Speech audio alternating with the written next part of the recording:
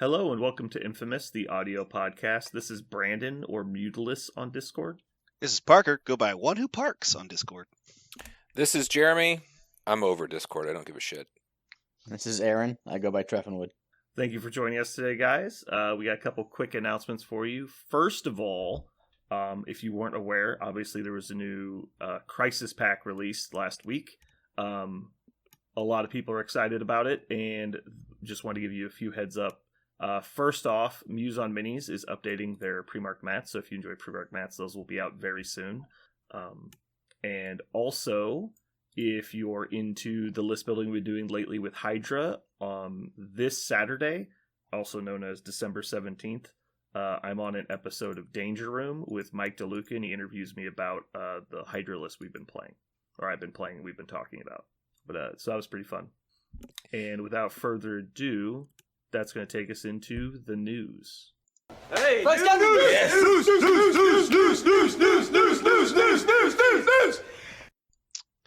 So the news, of course, the first big one is the mission. We're not going to go through all the missions now. We're going to wait for that for a little bit. But a secondary news that I'm really excited about, actually, is the Rhinos card. So we know what the Rhinos card is going to do. Alexei Sitsevich is a 4-cost character.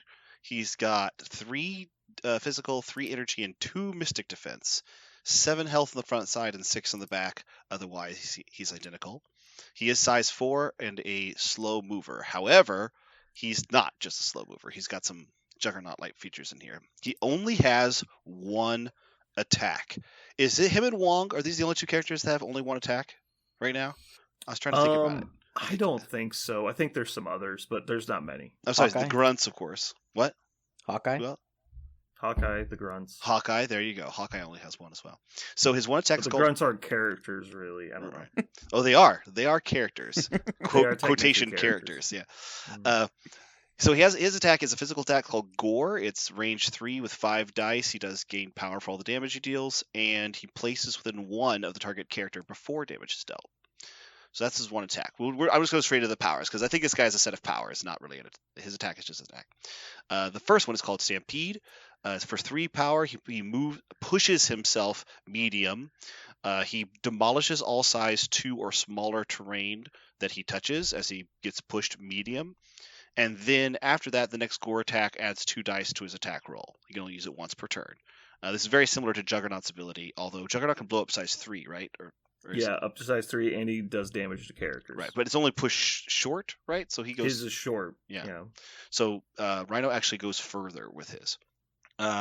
He also has, for 3 cost, nobody ever accused the Rhino of good manners. One of the longest names for power we've seen so far. It is a size 4 terrain only throw. Within 2, he throws it medium for 3 power. He has passive aggressive. He has a passive Honorary, which is very similar to Sin's ability, and Red Guardians, which is if he's been damaged by an effect, enemy or ally, he gains 1 power if he's not dazed. And he is Rhino Hide, which is the passive that gives him DR. I have a few things I'd like to say. I want you to say them, but I'm really interested to find out if you get all the things that I want to say. This is what I'm going to do. Okay. Go. Well, I know I'm going to say shit that you weren't going to say. At I'm least excited. I think so. I am upset that Asmodee lied to us. They said he would have a nerd to pain in the description, and he doesn't. I've never felt so lied to since the Craven panel to play when they said he could move and attack 4 times. And with 12 When he got dice. He 17 rolls dice. 12 dice. This with every character attack. can move twice, attack twice, and roll 12 dice. I'm like, yeah, I guess if you have, like, brain damage, that's how that reads. Like, what are you talking about? It's like we didn't add all these things on top of each other.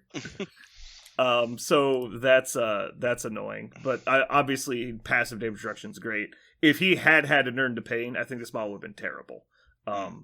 Because the other thing I don't think people are really thinking about when they talk about him is that he doesn't have the Juggernaut's ability to gain power.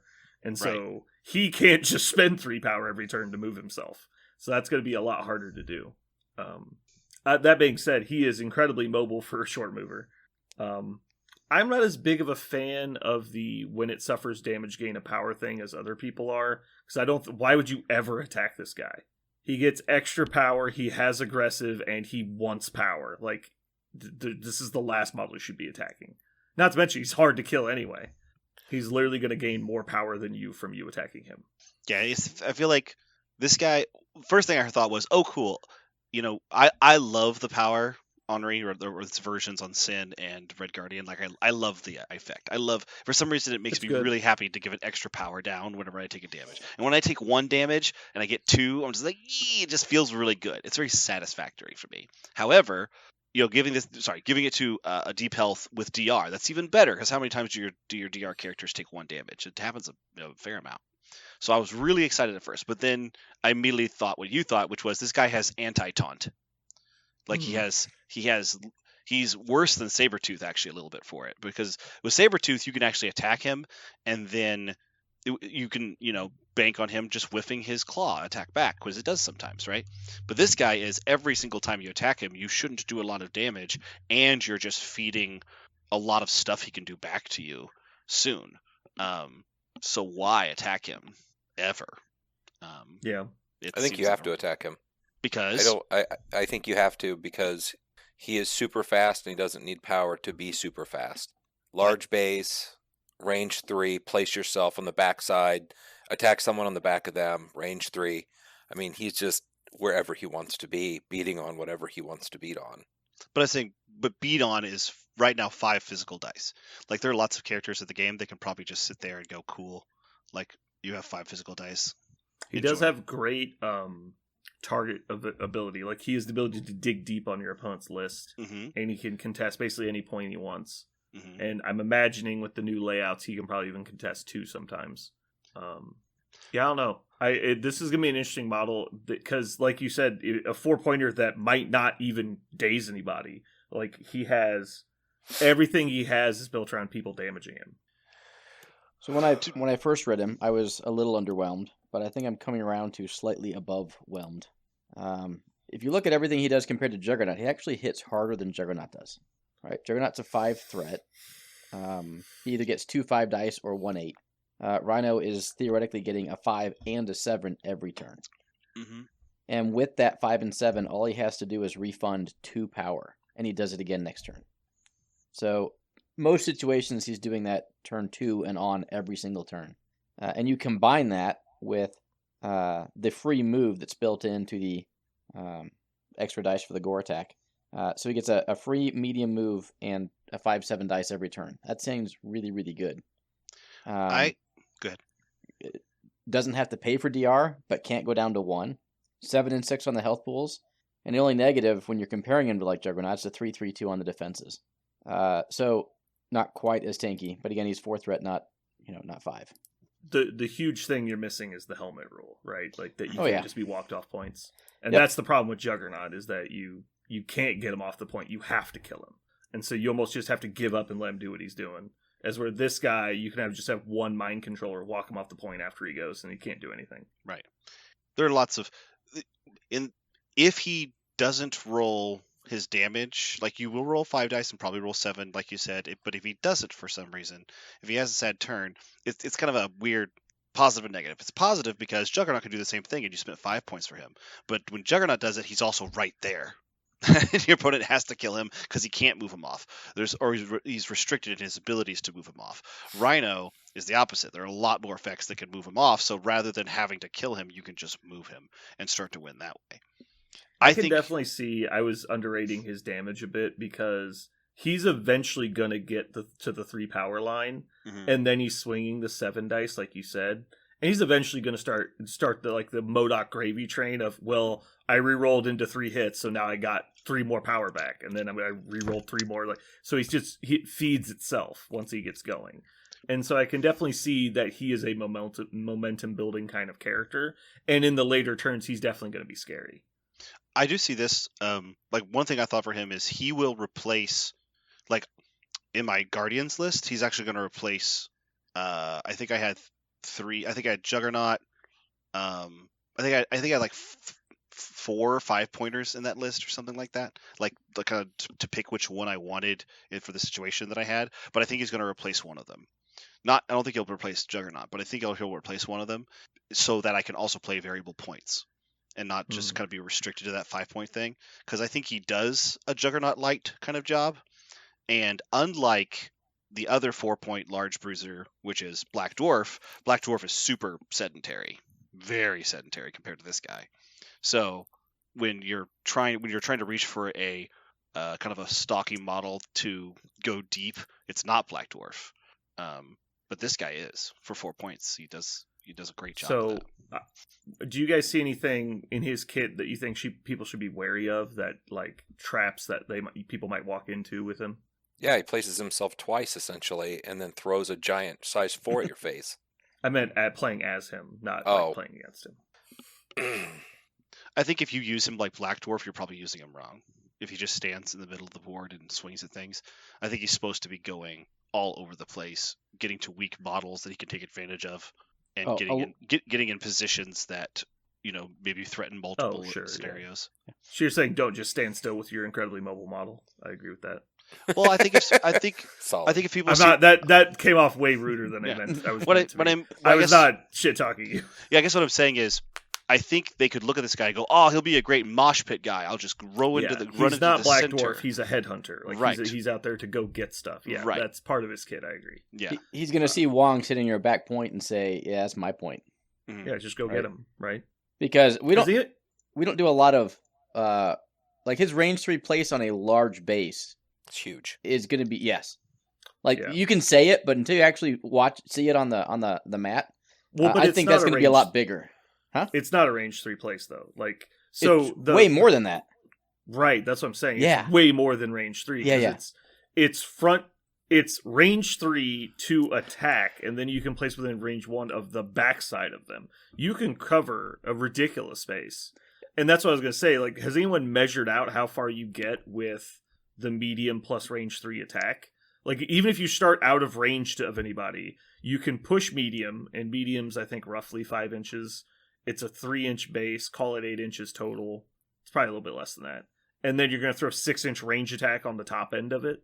Like, he's going 14 inches roughly. Like, that's a really far away attack. Yep. Yeah. So yeah, his threat range is pretty nuts. And then he's going to get to attack again on top of that, which in place again. So some of the trap falls I was talking about, though, is I know a lot of the newer missions deal damage to you. He only reduces damage from enemy effects, not from friendly, and not from crisis effects. Mm-hmm. Ornery also does not trigger on non-enemy and non-friendly damage. It doesn't work on crisis stuff. And the last one is you must place within one of your target on gore, and so your opponent can bodyguard and basically force you to get off of a point if you do it on your last attack. So be wary of stuff like that. Like if someone can shunt the attack to somebody else, they can force you to place in a weird spot. Yeah, I think this dude is all about violence. He is a different version of Logan and Apex Predator. Yeah. Like, he's not sitting on a point. He is getting people. This definitely looks exciting to play with something like Spider Foes, because he's just going to mosh it up with everybody and just go kill people. And so he has the action economy and threat range that the rest of Spider Foes don't, but still the robust stat line that they have. And he also is going to come with a bunch of tactics cards, and we could see some cool tactics cards coming out of it too, because we know he's coming with those specifically for him, apparently. Yep. All right, what's next? That was all the news. That was besides the big news, which is missions. And I'm gonna get a quick refill. Someone has to shave their head, right? Someone lost a bet at least. I mean, please tell me. 1 sec, I'll be right back. You guys can talk about the bet I totally did not lose or make. Oh, here's a little bit of news. I know this is like probably not news to anybody who paid any half attention, but for those of you who never opened up a Rivals box, I knew that the original Rivals box with Spider-Man and Doc Ock had the cool foily, like slightly alternate art cards, but I just assumed that this Rivals box, because it was debuting 2 models, would not be foily. I was totally wrong. I bought my Rivals, I opened it up, and they have beautiful, cool foil cards in there. So, I wonder if that means down the road they're just going to put the box with both of them in it and be done. We've seen a bunch of like refactioning, reboxing. So I would be shocked if we don't see a Weapon X box that has a lot, X-23, Honey Badger, new Sabretooth, new Wolverine with non-foil cards. It makes sense. But oh, you think so? like in the next year or just eventually? Oh, I say eventually. I mean, Oh, okay. Yeah, if it's gonna be like a year away, I could see that. well, I was just saying that the Rivals box has foily versions of the cards, and Yeah. they're all their media they put out has the regular, primary color art cards. So I'm assuming that they won't. The only cards you'll ever see for these characters will not just be these foily ones that come in the box. But Yeah, I could definitely see that down the road. Yeah. Can I tell you something that frustrates me about Rivals boxes? what's up? Is we know they're updating Spider-Man, and so my super foily cool Spider-Man card is now trash. That is the first thing I said about the Spider-Man update. Is when they updated it. The first thing I thought was, then I will never buy that box because I can't. That was the reason to have that box for me. Was that awesome? Well, card. you do get the sweet looking models. We suspect Yes. they are updating Spider-Man's card. You think it wasn't just a typo, or you're saying it was a typo? I'm saying the jury's out until I have a card in my hand. I don't think that. I don't even know that could happen. Like how It has happened in the past. They have previewed digital art that was incorrect with respect to statistics on cards. What's the example? I'll have to go find it. Okay. Screenshot. It was a wording. It was a wording on a card that was released, and then they changed it. I was gonna say there's been like digital versions of Tactics cards, but there's never been they changed a printed card to a different printing and messed up the wording. I've never seen that. And so I've seen them like spoil playtest material that was supposed to go to print, and they spoiled the wrong thing. But I had not seen, I hadn't seen any of the cards that they rotated ever come with anything incorrect on those cards. Mm-hmm. But I could have just missed it. All right. Well, while Aaron's looking, we'll get into missions, also known as crises. Crises. Something like that. It's already plural. Shut up. Just keep going. You'll get it. All right. So the first one we're going to talk about is alien ship crashes in downtown. 17-point extract. It is on deployment C as in Charlie. Players score 1 victory point for each character they control that is holding a power core, and then interact picks up power core, can only hold 1 power core. During the cleanup phase, each character with 3 or more power holding a power core rolls 3 dice. For each skull and wild, you suffer a damage and is placed in 2. Motherfucker holding a bomb. Yeah, that's interesting. Well, you become a bomb because you're too powerful, right? You're like, Yeah. Something about But this. Dormammu Groot would be loses amazing. again. Yeah. Groot would be amazing because he just heals the damage and then has no power. Yeah, the one of the things about this is that if you want to turn one of your opponent's models into a bomb, all you do have to do is damage them a little bit, or if you have like an auto damaging effect, you just like turn it on for them. However, it also means that if you go ham on somebody, a bunch of like range 2 attackers get up close and really try to kill somebody to get to the power core, and you don't win. Yes, you might get that last 1 damage whenever they pop, but you will also take a damage. So now you're maybe picking up the power core with enough power to explode and also take a damage again. I like this because if you dump damage into somebody who's just picked up an objective, it punishes them in the long term because they're going to potentially take more damage, and they're going to take because they have power. And then, you're also lowering the amount of time they can run away from you. As where in the past, it always felt like if you attacked them and came up short, you were punished because there was no penalty once they ran away from you. To be fair, it's a 3 dice Counter-Strike, and we all know how well Counter-Strike does damage. So yeah. I mean, it's not consistent by any means, but also. Oh, is it worse than a 3 dice Counter-Strike? The character holding the power core and all characters within 2. Yeah, they become a bomb. Gotcha. But interesting. But it's only skull. It's skulls and wild. Is that the same as crits and wilds? Is that exactly Counter-Strike? Okay, yeah. The only doubles are blanks and hits. Okay. So to be clear, this was Alien Ship. This was one of the ones where you could roll on for an entire game and never get it. Mm-hmm. So one of the rehashing of these things is they don't do that anymore. So there's nothing like that in the game anymore. So this is there is 3 things. You can pick them up. If you pick it up, it is now a bomb. Read the rules. Yeah. I feel I like that. because it's no longer like one side is hugely advantaged based on when and where they roll dice. Yep. Hot take. I feel like this one is strong for an attrition list. Would probably like this one because it's low scoring. You're only going to ever score 3 total. It's unlikely that your opponent's going to have control of all 3. And if they do have control of all 3, they're probably taking more damage, maybe in big groups if they have a lot of power while they're doing it, and you're trying to kill them. I feel like attrition lists will like this one now. It's good for spread out lists too. Like if you're playing like if you know you're worried about playing against a brick list like Avengers, then you can take this in your list and maybe help break that up because they're disadvantaged to stand on top of each other. Mm-hmm. Yeah. Aaron, have you played this one yet? I have not.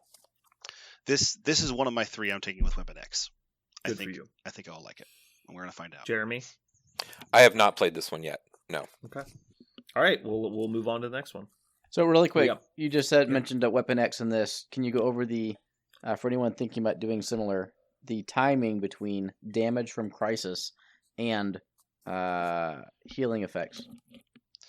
So this happens during the cleanup phase, right? Yeah. So Yeah, you are never mind going. then. Yeah, there's no interaction. Yeah, it happens they- during the cleanup phase. The only thing that would be. Go ahead. No, there was a key interaction. I misspoke. In the tournament we went to over the weekend. Sorry, not tournament, casual game day. Perrin and his opponent came down to the cleanup phase timing, and this mission, one of them was going to win depending on the timing resolution. Did you score the VPs or did you blow up first? Was really the you score the question. VPs. You score first. VPs. That is Yeah. correct. But Yeah. again, there was a question in their minds, and it came down to... the only reason I know that is because it's been brought up in my games before. Right. But yeah, scoring happens first. Yep, I just And then wanted to throw that out there so that everyone Yeah, knows. just like the old Mayor Fisk mission, dazed people weren't affected by it because they move before people undazed, but it was after scoring. So because they don't move unless you score them, and that's when all the crisis shit happens. Right, and you Um, score everyone, then you blow everyone up. Right. All right, moving on. Deadly Legacy Virus cured. Place 3 Legacy Cure token assets as shown on map C, so another Charlie deployment. Players score 1 victory point for each Legacy Virus they hold during the cleanup phase. Seems very familiar so far. Interact Legacy, pick one up. You must spend 1 power per Legacy Cure you're already holding. Very familiar. No? No. Really? Yeah, Okay. it's exactly the same. And then during the cleanup phase, if No, a it's not non-grunt... It's not the same. It no longer cures. Yeah, sorry, but that mechanic is the same. Oh, it yes, no that longer mechanic gives is the the same. remove negatives. Yes, it doesn't remove negative effects now. Right. And then during the cleanup phase, if a non-grunt character is holding all 3 legacy cures, its controlling player does not score victory points from a crisis card as normal. Instead, remove all legacy cures from the game. Then this character is KO'd and the controlling player scores 6 victory points. So it's not Many 8. changes. So Yeah. first of all, it's 6 instead of 8 to reduce the total by 2. Secondly, it's in the cleanup phase, not immediately in the middle of the turn. Yep. And it can't be on a grunt. Those are the changes. And you don't score the victory because the timing change. You also don't score the victory points for it. So Mhm. that's all important. Oh, things. right. Yeah. So grunts can hold them to score them. They just cannot assemble them. Yes, it just does. Yeah, correct. It doesn't trigger the thing. Yeah. All Cool. good things, right? Yeah. Yes. This all seems great. This is much better than it was before. Mhm. It was super one sided because it's a win more right when you're removing the negative effects, and so if you're playing against somebody who uses negative effects, not only are you advantaged because you're winning on points, but you're advantaged because you get to remove all their bullshit and they don't. Like, so if you're playing like Mayor Fisk or Terrigen Cloud, it's like, oh, just all your models are poisoned and mine aren't because no fucking reason. Like, it's really stupid. Would you say 19 this points. is still? Still slow Go as ahead. dirt. I was gonna It's a say, is murder this? You guys used to just say like, please never ever play this because it's so dangerous. Is it no longer so dangerous? It's less dangerous for sure. I think time will Um, tell. This used to be probably my most hated one because it was so exploitable by specifically recently Steve Engers. But anyone with the correct list to be able to exploit it could. Yeah. They still can, but the key takeaway there is that the assembling happens cleanup phase, not when they're all together. So now you Yeah, have so you counterplay. have- So the problem before is you just take a super character like Magneto or Doctor Strange or Thanos, anyone who had like high threat range and potency, you would walk in, daze like 2 people in one turn, pick up both their things, and win the game instantly in the middle of the turn. Mhm. And there was no reprisal, you just won the game. Or you went up to like 14-6, and it was like, good job, like, try and stop me from getting 2 more points. Like, it was impossible. And so now that is no longer a problem, because you get a chance to respond. Mhm. So they have to survive the turn after getting all 3 of them on one person.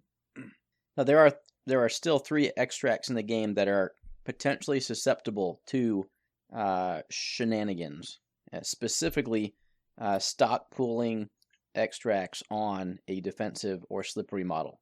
Like before, if Hulk picked up the alien core, you just shook hands and were like, good game, right? Mhm. I'm never getting it off that dude, or Juggernaut. So none of those exist, but there are 3 extracts in the game now where one character can have as many of them as they want, and this is one of them. So I think there's still potential for an extract-focused team to want to play this, to put the extracts on, say, Hulk or Juggernaut, or pass them off to Toad, and just kind of compile them and keep them safe somewhere. Yeah, obviously having a Volt-type character to hold your extracts is great.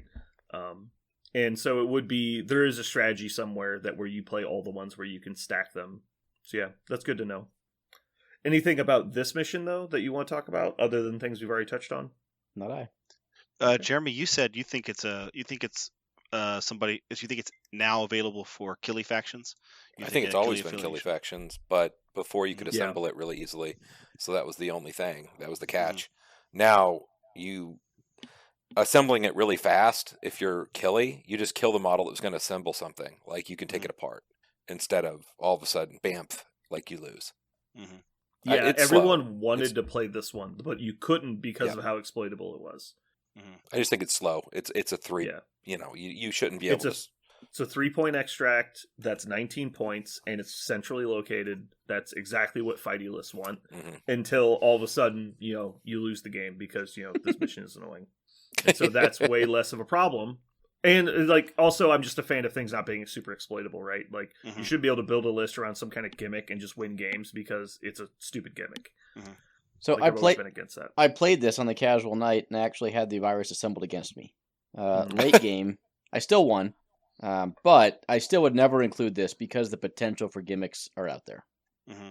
Yeah. Well, there's assembling it, and then there's like the gimmick, right? So obviously, if you're playing it, you need to be aware of the situation at all times. But the gimmick is more like there was 0 counterplay. I just watched it happen in front of me. Yep. All right, so moving on. Our next one up, we have Fear Grips World as Worthy Terrorized Citizens. 18-point extract. Do we have to read this one? Is there any change to this one? I actually stared at it. I couldn't find one. There's one change. Well, I guess. Okay, let me see if I find this one. Okay, go for it. It's deployed on map D. 1 victory point for each hammer. Pick up hammer for 1 power. Characters add 1 die to their attack rolls for each celestial hammer they are holding. Characters holding 1 or more celestial hammer tokens pay 1 power before playing team tactics cards. So they fixed the wording to actually do what they think it does. That's good. Wasn't that the argument you got a bug eater? Yeah, no, there's because if they wanted to say that, it needed to have this wording, not the wording it used to have. So they wanted it to work like this, and they changed the wording to be that. That's exactly what they should have done. Good job, AMG. Like, you know how card reading works. I'm happy. So anybody who didn't know before, it used to say spend 1 power in addition to the cost. Or no, sorry, it would say spend an additional power to play tactics cards. And the problem with that is they then printed tactics cards that said for each power spent to play this card, do X. And so I choose to spend 2, I'm forced to spend 3, but you only get the effect for 2, even the card said equal to the amount you spent to play the card. And so this is cool. I still say generally stay away from this one unless you are playing abusive characters with it. Characters like Ghost Rider or Doctor Strange, because people can get a lot of these tokens on, like we talked about earlier, a very potent character and just run the table. Usually that includes anyone with a lot of mobility and high range. Yeah, you build Pinata characters, so if your Pinata can't run away, then you're really going to struggle. Yeah. And it just, at some point in the game, you basically are both going to have 2 hammers, and someone's going to die, and pick up the other person's hammer. It'll go 3-1, and then if you don't immediately get 1 back, it just roller coasters downhill for you. Right. Especially if, like, 1 character ends up with 3. Like, people play Eye on the Prize with characters like Thanos and Doctor Strange or Red Skull, and you do not want to see what those characters do with 2 hammers, and let alone 3 or 4. Yeah, Rhino. Give Rhino 2 hammers. I mean, you could, if he ever had the power to pick them up. Clearly in Dark Dimension. Yeah. Except he couldn't get there, right? I don't know. He literally can't. Can you not if you start on the center? Because he's a large base? You don't need eyes. I don't think so. I think you'd have to play eyes to get it. Okay. That's a long way away. Because, yeah, it's definitely too short. Because you need a speed medium with a medium base to get it. And so, like, and a short plus large is shorter than a medium plus small. Okay. Anyway, moving on. The next one we have Mutant Extremist Target U.S. Senators. 19-point extract, so it's already been changed. Place 6 senator tokens as shown on map L as in Lima. That's new. Cool. We'll talk about that in a second. Players score 1 free point for each senator they control in the cleanup phase. Interact, pick up a senator. You can only have 1 senator at a time. You can only take 1 move action per turn while you hold a senator. So they got rid of the lowering your defense pool and slowing you down, and they just replaced it with 1 move, which I think is clean and less psychotic since there would be 6 of them. Yeah. Holy shit. All right, so let's talk about map L. It's a 6-sided die pip. Yep. Yeah. But right in the middle. oriented to where they're 3 wide, correct? Yeah, 3 on your side, 3 on their side. But it's on the midline. Like, it's really close. Yeah, so all of the tokens are range 5 plus 3 forward, which puts them just like 2 or 3 inches from the center line. So they're very aggressively deployed. It's basically mosh pit, right? Like it's just a bunch of dodgeball. people It's the beginning of the game of dodgeball. Yeah. Yeah, it's kind of like dodgeball. That's a fair point. Cool. So, yeah. If you can dodge a wrench, you can dodge a senator. I personally am excited to play around with this. This probably excites me the most because I'm sure there are some shenanigans with like stealing all of your opponent's dodgeballs and making them come into yours and then punishing them for it. Yeah, that's probably true. I'm curious. I haven't measured it out. Can a medium move small base even pick up an opposing point? So, like, if you brought all long movers and you went first, I'm sure you could pick up 2 of your opponents. And if they don't have long movers, they can't pick up yours. What do you mean? Because it's past the center line, right? It's sure, not like but a small base medium move will get you far past the center line. Because a small base short move, small base short move gets you to the center line. Small base short move, double move gets you to. Yeah, so what's the difference between a short and a medium? It's like 2 inches, right? So 4 inches farther forward, is that enough? Mm-hmm. I would say so. Is it enough if your models are in the way? Terrain, shit, Who yeah, knows? something can happen. I didn't say it's perfect. I said I'm interested in exploring it. I think it's cute when you start imagining what you can do with Angela on first turn if they don't have the right deal to be able to deal with it. Because they can't go through her. So she just steps there and it's like, what are you going to do? It doesn't matter that they can't go through her. That rule is almost completely irrelevant to the game. It is cute, but because the whole thing is just where you're physically standing.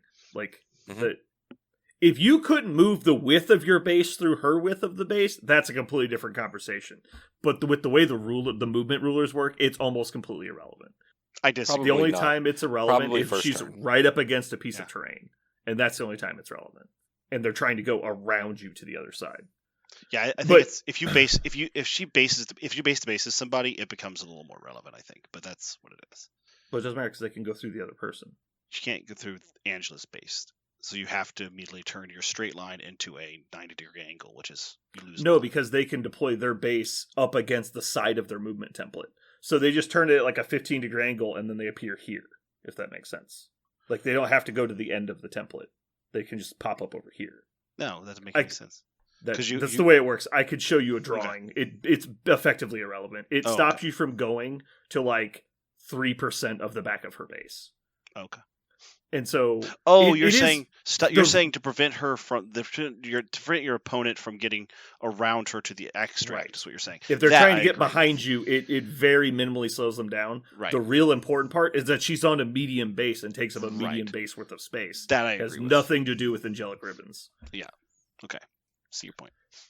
And so the whole thing would be pre-measuring, knowing exactly how far they could get and where your medium base displaces the most ground.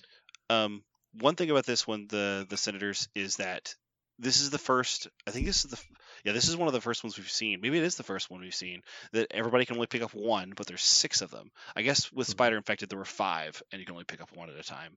But that creates some weird things for lists. Like automatically, like you're like, I'm going to take a list with 3 characters. You're like, well, shit, you are max scoring 3 senators ever. That is bad. Like That was my first takeaway. Is this punishes tall lists because there's 6 extracts and they can only hold 3 of them. like period. Yeah. And a lot of times they don't want to bring all their characters to the middle. Like, just think of like how weird this mission is when like it's a B secure. It's like, are you gonna go mosh pit in the middle or take the side points? Like, what are you gonna do? It's so weird. And if they only send 2 people to the middle, they can only have 2 of the extracts, and they have to leave and send new people to the middle. It's like Hunger Games when you go back for supplies later. It's like, what the fuck is happening? Yeah, or even In on that way, it's like Researcher, where you have to decide what you're going to do. Yeah. You don't have really a middle ground. Let's talk real quick about the caveat: 1 move action per turn. Mm-hmm. So move action is specifically one of the 2 things you're allowed to do with your actions. Does not include superpowers or movement abilities that are tied to attacks. Correct. So, but for example, if you charged in, attacked somebody, and then picked up an objective, you couldn't move away. correct. Right. Because charge gives you a move action, and a lot of people don't think of it that way. Right. But yeah, if you did Hell on Wheels with Ghost Rider, he could move and then Hell on Wheels away. If you have a place effect like Rhino's new attack. Mm-hmm. I think this is going to be an interesting one. I am really excited to play with it to find out what I need to take to do it. If that makes sense. I'm still wrapping my head around it. I'm still like, I guess a lot of guys, right? Mm-hmm. I guess, but which So, a lot of guys is what I'm thinking. pretty sure short, medium base models can't get to the opposing on a deployment Lima.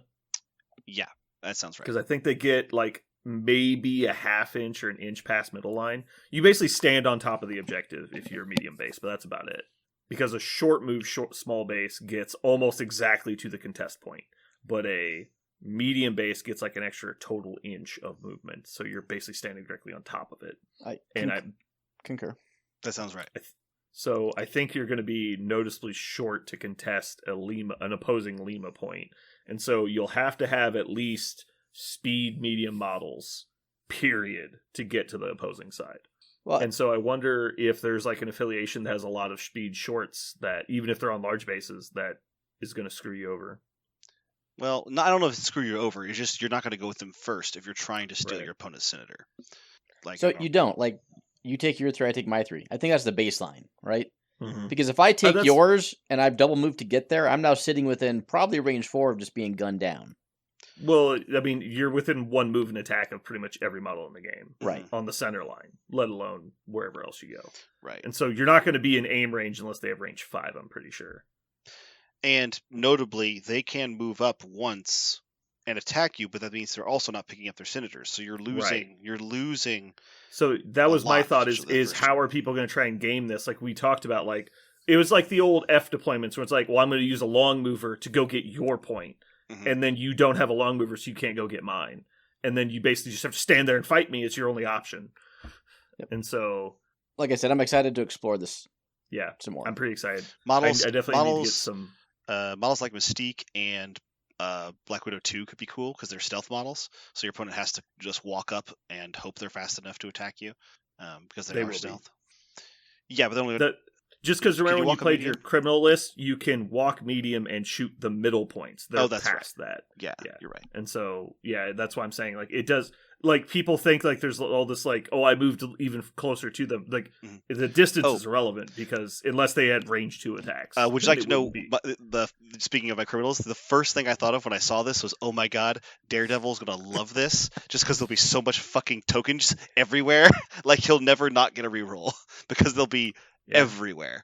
So No, I'm actually terrified that the Mal nerfs are going to mean that Daredevil comes back with a vengeance and he's on, Yeah. like, every table again.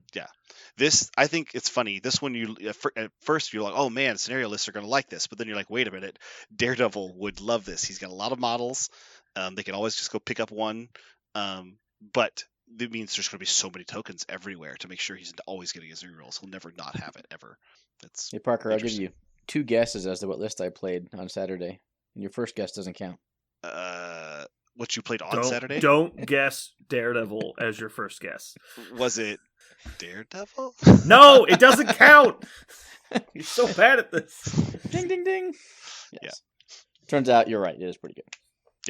All right, so moving on. The first new mission, Paranoia Pummels Populace. Oh, please don't say Pumels. Pumels. Populace. Pumels. I will pummel them. Paranoia Pummels Populace. Did I get it? Yeah, you got it. 16-point extract. Place 4 disturbance tokens on map K as in Kilo. 1 point for each in the cleanup phase. Pick them up. You can only have one at a time. And then when a character picks up a disturbance, if there is not an allied character within 2 of it, it suffers 1 damage. During the cleanup phase, if 1 or more characters holding a disturbance are within range 2 of another allied character, those characters controlling players scores 1 victory point. Yeah. All right, so what the hell does this mean? There are 4 extracts. Each team has the possibility of scoring an extra point if the bottom condition is met, Okay. i.e., Which is an extract carrier is within 2 of an ally. That's all it means. any ally. Yes. Doesn't matter if they have And one or that's- not. Okay. And that's not per point, No. right? It's just 1 total. It is Yeah. 1. Yeah, it Correct. says if 1 or more. So the idea is you are advantaged if you keep models that you're trying to get the extract, get advantaged in health and potentially a victory point if you are keeping those together. K is a weird scenario also because it looks a lot like the B. Not necessarily B. It looks a lot like C, except the center point there's 2 off-centered basically from it. So it's very similar, except there's an off-centered center. Correct. And the outside ones are not at the same location as No. the typical split C. Right. It's I know 4 because I played on it, and there were 7 tokens all lined off across the middle. Oh, None of them were stacked. Crazy. They were Yeah. all separate. Is it closer or further away? Further closer away. to the center. What, isn't it closer to the center? 1 each, right? Is it 4 in? Yeah, they're Yeah. four, Oh, yeah, that's right. they're 4 in instead of 3 in. Yeah, Yep. so Yeah. they're an extra 2 inches further in. Yeah, they're towards the middle. And the ones in the middle are just basically 1 inch off center, so they're 2 inches apart as well. So grunt characters are nice because your grunts go first, and then you double move and you pick up the extract. Sorry, they're 2 inches off center, so they're 4 inches apart. Also, grunts don't care that much about taking a damage. Right, the grunts will take the damage, and then your parent character won't take a damage because they'll be within 2 of the grunt. Or you're playing Red Skull and they can't pick up the secure. They can't pick up the extract, which is fine because they just move up to the extract and then Red Skull picks it up without taking damage. Sure. Or you can And then play Red Skull scores extra victory points. Yay for Red Skull. Mm-hmm. Has anyone played on this one other than Aaron? I have as well. What'd you think? The one thing that you have to do with this is, no matter what, get your extra point. Because your opponent will. And the time that they don't, those are the points that are going to burn you. But what if my opponent is Jeremy and he forgets? Oh, then you lose. Then Jeremy loses. Okay. So that's one of the most important pieces of the entire thing. That when I was playing it, I wasn't really paying attention to exactly what was happening, but that extra point was adding up on me. And I mean, 2 turns of that, you can't really overcome it. Yeah, I get that. And Okay, it isn't, cool. yeah, and it doesn't just like fold itself together. Like you have to go, okay, this guy needs to be here at the end of this turn. And it's hard to kind of keep track of that while also trying to like maneuver the table unless you have all static models. It's just different. It's really different trying to connect all the dots. This feels like it punishes tallless as well because you have less opportunity to stand near each other. I sense a theme with these updates. Yeah, I know, right? Yeah, there is a serious theme. As I was reading all of these, my first take was, man, they do not like big models. But they're accomplishing it in a way that isn't just make there be 8 tokens for each mission, right? Right. Like Yep. they're doing it in ways that are just like, well, you can go tall, but you're going to take a punishment for it. So Because let you're me taking advantage of the priority system. give you the example, because the game I played was actually against tall, and I went wide. So what he did is he managed to collect 3 of them and be on 1 point. So he had 3 models, each one of them had one, and he backed them all into 1 point. 3, 4, so he was gaining 5 a turn. and my models were bouncing off of him because he was laser beaming everything down because they were really big. And it was actually working out. Like, it was strangely just fine because he was near himself with another model, and he was able to get more points than I was because he simply just took one. And because of being near each other was good, it worked out just fine. Yeah, so if you're running a low-scoring blue, I can definitely see that being advantageous. Yeah, and that's what ended up happening to me. Because even if he gets 3 to your 1, if it's like a 4 blue, well, then you're still scoring 5. Because you're getting 3 and 1 and 1, and he's getting 1 and 1 and 3. Mm-hmm. So, yeah. I played it, and that's what happened. So yeah. And like I said, I don't think it's just saying you can't play tall lists. It's just is discouraging it. Something I thought of when I read it was if you have healing models like Venom or healing factor models, when you pick it up, you will heal the damage because it happens when it picks up. So it's less punishing. Yes. Less. You might have wanted that heal for some other reason, but... Or if your name is Nebula, you heal and then take damage, which is sweet. Yeah. Less good. All right. Next up, we have Research Station Attacked, 15-point extract. Same deployment as before, it looks like. I think it's the same. Yep. It is not. Scoring is 2 victory points, and then in the cleanup phase, you score 1 point for the evac, which used to be, I believe, it was 2 points, but wasn't it in the now power it's phase? 1. No, it moved in the power phase. Oh, it's only 1 now if you have it. Ooh, it's big difference. Huge difference. That is a big difference. 3 points is a lot less than 4, turns out. Yeah. I think Attrition Dreams really like this. Yeah. Super slow scoring, 2 points, possibly 3, and they just grind people down. Moving on, we have Skrulls Infiltrate World Leadership is now 20 points. Place 4 Skrull agents on map Jays and Juliet. 1 point each in the cleanup. Interact, you pick one up, and a character can only hold one at a time. Then roll a die equal to his character's physical defense. If the result does not contain a crit or a wild, the opposing player pushes his character short. So I have a question. Has either of you played this mission? Has something you'd like to say about it? I have nothing to say about it. I've never played it once. Okay.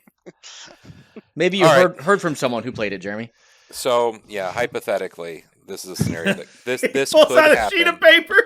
This could happen. So just, I'm throwing this out here. Don't, Dear Infamous, I never thought this would happen. Imagine a world where you put your sinister traps on whatever blue it was. It doesn't really matter that much. I think it was maybe Madman or something. Anyway, I put those down. I've got Venom across. And the first thing I do is I move Venom up. And I hadn't read this mission. And I just kind of glanced over it. I also like to not read missions. I mean, I read it, but I didn't read it, right? Kind of like you said, you glanced over them. That's what I did. I roughly, lightly skimmed. Yeah. So I picked that one up there on the right. And I was like, cool. I looked at it. I was like, what do I roll again? Okay, I'll be fine. I didn't roll any of the things you need. So I get pushed. He pushes me into my own fucking trap. So I take damage from the trap. And then get pushed clean into his Sabretooth. So I took 4 damage. I moved 3 times. 1, 2 to get on the Well, point. you moved yourself twice. So that's moved myself twice. 4 times. It moved me 4 times into the base-to-base with Sabretooth, the new Sabretooth, who then dazes, then KOs him the next 2 turns in a row. So what you're telling me is Sabretooth's really good. Yeah, that's the moral of the story. Sabretooth is good. Some of these scenarios have some crazy effects that y'all need to read. Why did you trap? I'm just gonna assume that you had no idea what was gonna happen, and you just trap stuff in general. So what does map Juliet look like? Okay, so it is basically a super smashed together delta. Yep. Where the defensive points are in the middle of the table, and they're like 4 inches apart on the between the 2 players, and then the corner side points are in the same place. Correct. Yeah. Okay. So cool. Yeah, we were playing a B. So I trapped his back right that had 3 characters basically looking to get it. So yeah, that was not something I envisioned happening. I didn't realize that was going to happen.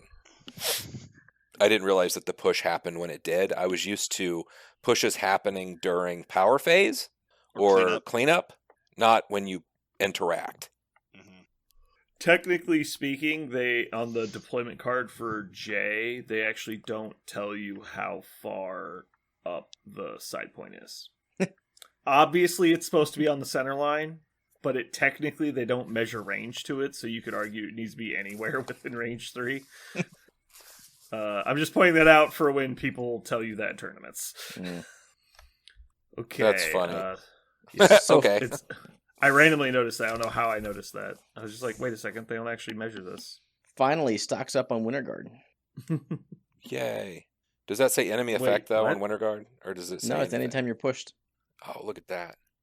What? I don't believe you. I have to check. My Venom might have been safe from my own stupidity. Tell me I'm not wrong. Will be pushed. I mean, conveniently, you have to roll like crit, wild, and block to not get pushed, so it's not very relevant. But and be contesting a secure at the same time you pick up the extract.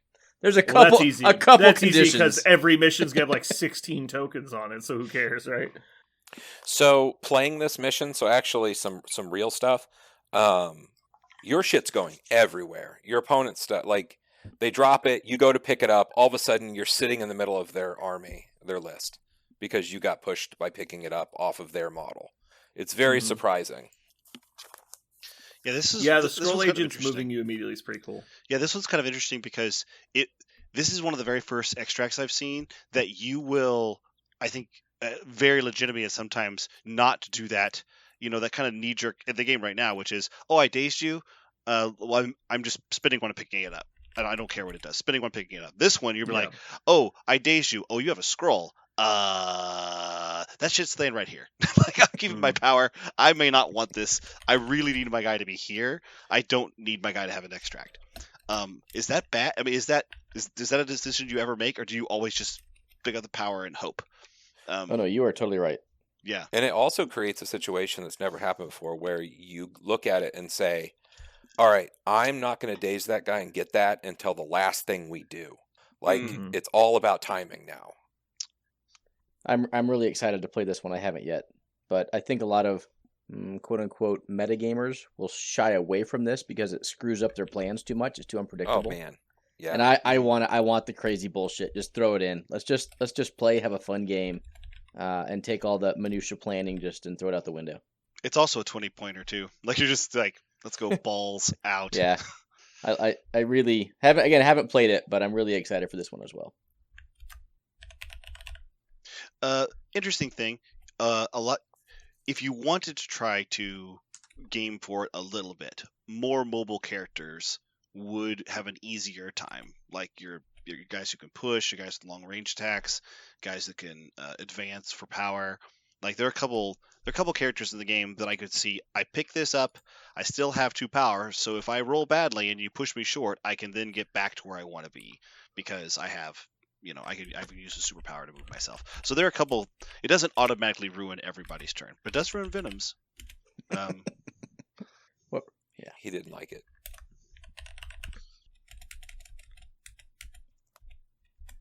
Oh,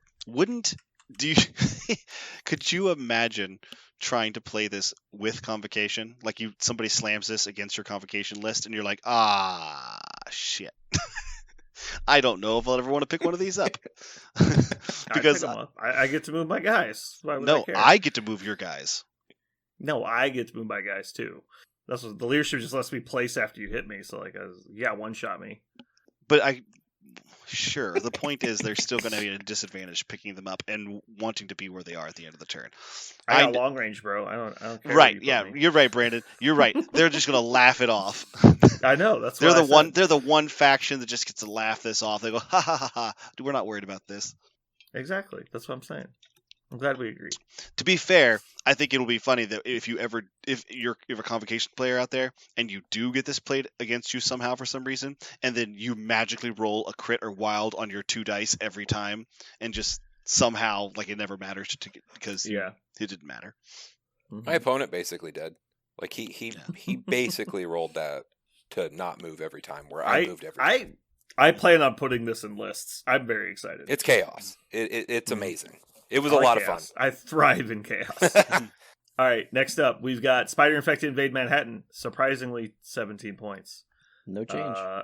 Foxtrot deployments, 1 point each, holds 1. Power phase on damage, you are advanced short by the enemy. Yep, looks like the same old Spider Infected.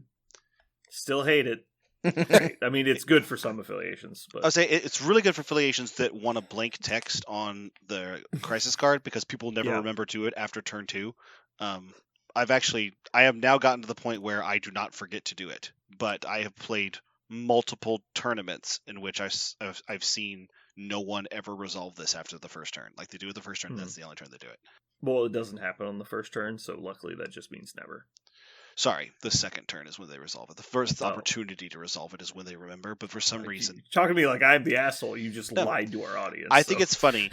Can anybody tell me why do people always forget the proc on this one? Because I don't see that happen on any of the others. None of the other ones have like roll a die in the power phase stuff.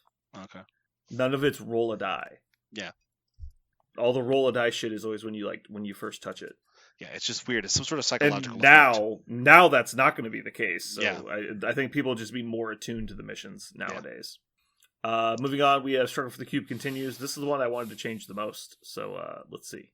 17-point extract, deployment F, 1 point, damage, power for... Okay, cool. So it's exactly the same. That's awesome. Where did you go? You got exactly what you wanted. Good things come to those who wait. It's not the same. It's not the same? Montesi changed. No, Cube, your guy doesn't die during the power phase. Oh, it's in cleanup now. Yeah, it's in cleanup. That's way better. You don't get time walked. Yay. Only get time walked if you play Dormammu now. True. Yeah. Fact. It's raining cold hard facts up in this bitch. All right. And I think this is the last extract. Just a second. One more. The one I'm about to read. Okay, you're right. The Montesi formula found, 18-point extract. Place 3 spell books on map Echo. 1 victory point for each. Can only add 1. They've changed the beam to Mystic instead of Energy. Mm-hmm. A character holding spellbook may use this attack once per turn. It cannot add additional dice or modify its attack dice during this attack. Mm-hmm. They fixed it. Sabretooth is no longer the best sorcerer in the universe. Yeah. 9 dice beams are in Dark Rain with full rerolls is definitely not okay. Fuck that. That guy was good. The book. The guy was like fucking insane. So real quick, people forget this all the time. It cannot add additional dice to this attack. That means you do not explode your crits. Mm-hmm. Yep. So the other card that has the same wording is Sacrifice. People will misplay Sacrifice often as well. Yeah, because it's defense. Yeah. Well, they assume it's just I bodyguarded someone else. Well, there's some more text. There's more text on the technically, yeah, there's more stuff. Mm-hmm. But when I play it on Bob, there's no more stuff. Right. Which is like I pay 1 power. Bob is dazed. We'll move on now. So I really like the change to Montesi. They made the Mystic Beam Mystic. Okay, that's more thematic. Although it does take away some of the... Lightning Bolt is a spell. I'm fine with it being energy, but Mystic would be better. Well, don't make it an energy attack and call it a Mystic Beam. How about that? And they took away all the ways you can abuse it. So I'm totally happy with getting rid of the abusable things, like Black Panther getting to reroll 6 beam attacks on energy is obviously not okay. Right. There's also things like everybody who did passive, all the assassin abilities in the game, it just lets you reroll 1. Yeah. Obviously, there was a lot of ways to abuse it. We all agreed this is better. Yeah. Moving on.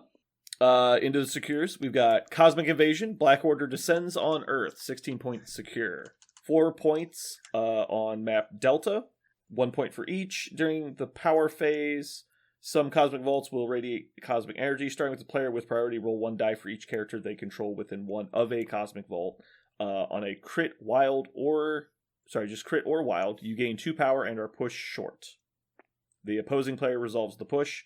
It is no longer away. It used to be away, correct? Correct. Yep. Mm-hmm. All right. So that's cool. I like that it's not just away anymore. So you actually risk like being pushed towards other people. Yep. It also stops you from gaming things like you could backstopping. You could backstop and make it impossible to do anything. Yeah. Or set yourself up to get like a launching pad, an extra movement towards Yeah. where you wanted to get the next turn. Yeah, you stay on the far side of your point with priority. Your guy gets pushed forward and gets to immediately activate. Yep. So again, taking away abusable game interactions. Mhm. 2 thumbs I up. like it. Anything else? Moving on. Deadly meteors mutate civilians. 17 point secure. 3 origin bombs as shown on map I is in India. What is I? I is a It's- diagonal line. Stagger Ooh, stepped. Oh yeah. This was fuck. What was this called in War Machine? Doesn't It's like matter. I don't know. Yeah, I can't remember what it was called, but it's a standard deployment. It's basically your right side of the center line is closer to you, and obviously then that means the left one is farther away. So you basically have one defensive point on a center line. I like this deployment. It's really good. The only downside is it generally means the tabled terrain is way more important than on other maps because it's not symmetrical. So if you just randomly have a size 5 building in front of your objective, you're fucked. So you 'Cause say you can't just go to the other side. you say downside, I say upside. Well, yeah, because that means second player has more power, right? Because they can fuck your opponent. But also that just means whenever you go second, there won't be that said piece of terrain. True, but Yeah. I appreciate ways to quasi balance out the quote unquote going Yeah. first advantage. Honestly, I think a lot of these missions have done a decent amount to deaden that. But yeah, it's not gone yet. All right, so that was map I. Origin bombs roll dice equal to the character's energy defense if the roll contains more damaging results than the number of healthy enemy characters. You are now controlling it, and if you roll at least 1 skull, you suffer 1 damage. That is unchanged, I believe. Mhm. Correct. It's just a deployment change. Mm-hmm. Cool. And it's So not I think all for that. one. I Oh like- yeah. Sorry. Oh Go ahead, yeah, Jeremy. 1 point each, not 3. Yeah. Okay, so this is just strictly better, like 100% Yes. better. Good job. Thumbs up. Oh, was Deadly Meteors a majority? That's Yeah. right. It was a majority score. It was yeah, the that's right. most score wins. Yeah, I've won games like 22-0 on this fucking mission, and Yeah. it was a close game. Like it was just like, I'm sorry, every round you're gonna miss the one roll that would have saved you 3 points, Mhm. and which is a 6-point swing every turn. Hmm. It's so dumb. Yep. I hated it. It was so bad. So good. This is all good. The map is better and the interaction is better. I love it. Moving on. And I think I'd be a lot happier with pay to flips with non-symmetrical deployments. Asymmetrical deployments where it's like you have a defensive point that is easier for you to defend. Mhm. It's not just we're fighting across the middle in neutral territory. Mhm. It plays Moving good. on. I played it. Yeah. It's good. Demons Downtown has our comeuppance come due. 19 point secure. 3 flaming portals on map Echo, 1 point for each. During power phase, each character within one gains Incinerate. This is unchanged. I liked it Unchanged. before. Still like. 9 out of 10 would bang again. Gamma wave sweeps across Midwest. I'm sure this is also unchanged. What could go wrong? 15 point secure. 3 gamma shelters on map Echo. Players score 1 victory point if they score the close or the middle, and 2 victory points if they score the Mhm. far gamma shelter. During the cleanup phase, each character that is not within 2 of a gamma shelter suffers a damage. Gamma shelter closest to the player's battlefield is the close below. It explains close and far because that was not obvious. All right, so the maximum scoring has been reduced from 6 to 4. Nice. Yeah. This is everything I love about Gamma Shelter enhanced. Bloodbath. Mm-hmm. That's what this is now. Bloodbath. Remember when this first came out, we're like, oh man, this is great because we can just fight in the middle and not worry about these stupid scenarios. And then they released Web Warriors a month later. We were like, dear God, we can never play Gamma Wave ever Yeah. again. Do you think models, the controlling models are still going to like this one, or has it become impossible now because they can't take can't take the advantage anymore?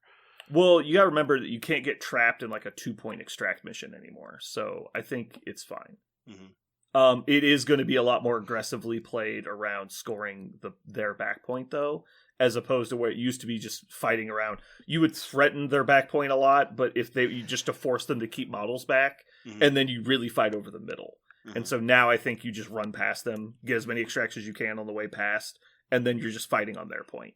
I don't know. I haven't played it yet. That's my imagination. Moving on, we've got Infinity Formula goes missing, 17 points secure, Map Bravo, 1 point each, gain additional power, unchanged. Unchanged. Mhm.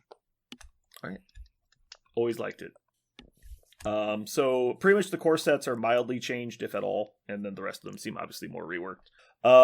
Incursions open across city as seals collapse. 19-point secure. This is the Doctor Strange mission. Well, technically Wong, I guess. 3 dark portals on map Charlie, 1 point each. Interact. Roll a not skull, not blank. Place yourself, and then skull blank. You get placed by your enemy. Place within one of another portal. Otherwise, you place yourself. Yeah. Okay.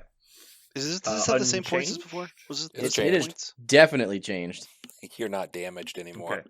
Yeah. Oh, It's a fucking bloodbath. Oh my god, I It's love another this one, it's a mission. I bloodbath. played on it twice. It was amazing. Yeah, that's nuts. So this is basically just new demons. Without the incinerate, sure. Yeah. Yeah. Right. Well, but it's harder to get to them. This just expands the mosh pit zone by 1.5 feet. Yep. Yeah, this is just Murder Town. Well, it's Yeah, I all. got it. You say it expands, but if you're standing on the point, you are functionally on all mosh pits. Like you. That's what I'm saying. Like, Yeah. no, the mosh pit is just, instead of being a 6-inch bubble in the middle, it's a 30-inch wide bubble in the middle Mhm. that is 6 inches deep.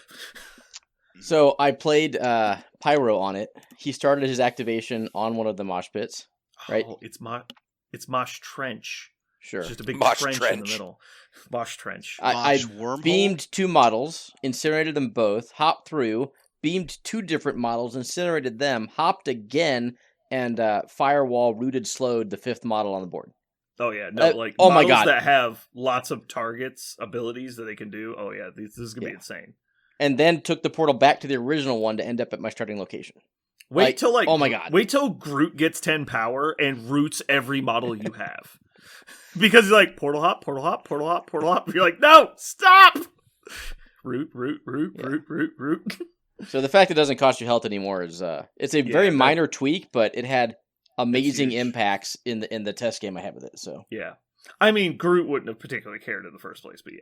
Right. All right, so that's great. That's interesting. I thought the damage was a bit much before, but without, I'm worried it's not enough, so we'll see.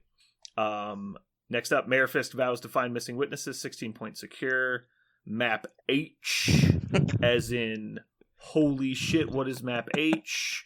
So let's see, It's there's interesting. range 5+2 in instead of range 3. Yep. Let me do some quick math. That's farther. Yeah. Was Four it range. 10 and 3, 13 inches instead of 6. They're 7 inches further in. Each. Yeah, they're so, close to each other. 14 Each. inches total. Each. Yeah. Yeah, so they're gonna get matched up real fast. All right, so let's Yeah. get back to Mayor Fisk. Mayor Fisk is so map H. They're much closer together. 2 points each still. Clean up. Place within 2. Play suffer 1 damage and stun. So other than the deployment change, unchanged. Correct. Interesting. So That's they- probably better, because if we were doing the old deployment and you pulled like the J where there's the 6 in the middle, God, like what would you do, right? They Like, would definitely, you- yeah, they definitely didn't want the 2 really far apart ones anymore. They wanted things to happen in the middle for sure. Because a lot of the time the extracts were in the middle, but that's not necessarily the case Mhm. every game. And obviously they get picked up immediately, and then you just have split scenario again. It got really Mhm. boring. I All did right. not like the split scenario. In this game, I didn't like split scenarios because I didn't like the idea that my army had to split up, or it was I had to pick one of my models to go fight. So if I didn't have a comfortable one that I wanted, that I excited to do with it, I just had to let my opponent have it more or less. I didn't Yeah. like that. I like that this time now. I can have, if I do want to separate my lists into 2 kind of cohorts, they can support each other. With 1 move action, now they can trade places or whatever. So Yeah, and it depending on where like they get put, right? Like if you score both of them, then they can get split apart again, or Mhm. bring basically right next to each other. Like right. this is gonna a lot more often. You'll have strong lists. We'll start pushing them towards each other, and then like, okay, what happens when they're just on top of each other on the researcher? And you're like, oh god. Mhm. All right. So it's interesting so- that they kept the D deployments, which are the wide centerline secures, but ditched the split Cs. I don't Yeah. think that's surprising, because there was nothing in the middle. Like especially on a lot of the like all the extracts get picked up on the first turn, and then it's just like there's just forever apart. Like it wasn't interesting. You never fought until like 3 or 4 when you finally were able Yeah, to push you- the others close to you. Everyone would just result to like refuse flank and send everybody at 1, And then it's like, what's the only answer? Send everyone at the other one, and so it was just boring as fuck. Yeah, Well, with I agree. D, there are some models in the middle. I guess that's the point. Now you can actually have a plan around having a list that has long range, and before you couldn't. So I think it's good. We'll see. I mean, obviously, it could Seems be wrong. terrifying. Next up, we have Mutant Madman turns city into lethal amusement park. The best named mission. 18 points secure. Map Bravo still. 1 victory point each. Trap. Roll equal to physical. Damaging results. More than healthy contesters. You gain control. Cleanup is now each player controlling a trap. Choose an enemy within 2. The trap shoots over 1 damage, gains power. Remove each trap. Did you not gain power before? Is that the only difference? Nope. You did. You There's no difference. Oh, No okay. difference. No difference. Well, it was the best mission, so there you go. I'm actually surprised they didn't change that. I think the trap mechanics made this punishing to try to be proactive. If you would move across the board, try and take an enemy point, and you failed, you were punished for it, and that was really unfortunate. I think they should have done something else. I mean, maybe still do traps, but just don't do exactly that. All right.